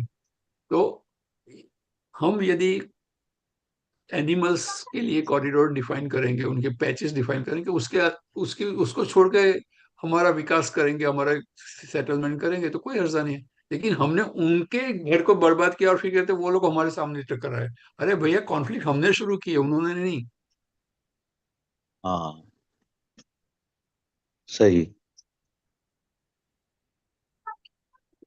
ठीक है, ठीक सर, ठीक। ठीक। ओके, बहुत थैंक यू अच्छा सर, लगा thank you. Thank you very Assam much, के थैंक यू आपको सर, मिल के आए। Thank you sir, thank you sir, और थैंक यू। ब्रह्मपुत्रा को पानी, ब्रह्मपुत्रा को जब भी नजदीक जाओ, पानी छू के मेरा प्रणाम कहना। ठीक सर, करूंगा सर, कामाख्या को भी करूंगा सर। जब भी सर कभी आना हुआ तो सर आइएगा सर, आसाम में सर काम करते हैं, थोड़ा बहुत सर अवेयरनेस फैलाते आप हैं, कुछ तो करते हैं। आपका जो क्या कहें, फोन नंबर या तो ईमेल एड्रेस कुछ भी हो तो आप उनको विश्वास को दे देना, ताकि मैं वहां से ठीक। आपका ले सकूं। या तो यदि ठीक आप सर, ईमेल श्योर दे कर दूंगा। सकते हो, यदि आप ईमेल कर हाँ सकते हो हिंदी में भी, तो मेरा हाँ ईमेल सर। एड्रेस है कि आप मुझे लिख सकते हो, फिर मैं वहां ठीक। के जो 2-3 लोग पहचान वाले हैं उनकी आपसे पहचान कराऊंगा। ठीक सर, ठीक सर, ठीक ठीक ठीक। मृणाल और सर, मैं मैंने जरूर आपको आऊंगा आसाम एक दिन, आसाम ही नहीं, श्योर श्योर पूरे श्योर श्योर पूरे सर। पूरे नॉर्थ ईस्ट देखना है मुझे। श्योर श्योर, मैं हूँ सर आपके पास, आइएगा सर कभी भी टाइम मिला के सर। है ना, थोड़ा देखते हैं सर, असम को एक्सप्लोर कीजिए सर, नॉर्थ ईस्ट को एक्सप्लोर कीजिए सर। है ना, इसका जरूरत भी है। Okay sir, thank you sir, thank thank you you sir. Mrinal thank you. Sir, मैंने थैंक यू, आपको थैंक यू। हाँ। ईमेल भेजा है। आप ओके। आपके डायरेक्ट मैसेजेस में एक ईमेल भेजा है, आपको सेव कर सकते ठीक सर, हैं। ठीक, ओके सर। मेरे sir, thank you joining, thank you for thank you joining. Sir, thank you Trishan sir, thank you. Okay, will meet again. Thank I you. think with that, we can conclude our conclude, sessions. Right. Uh, Thank you to everybody who has joined in.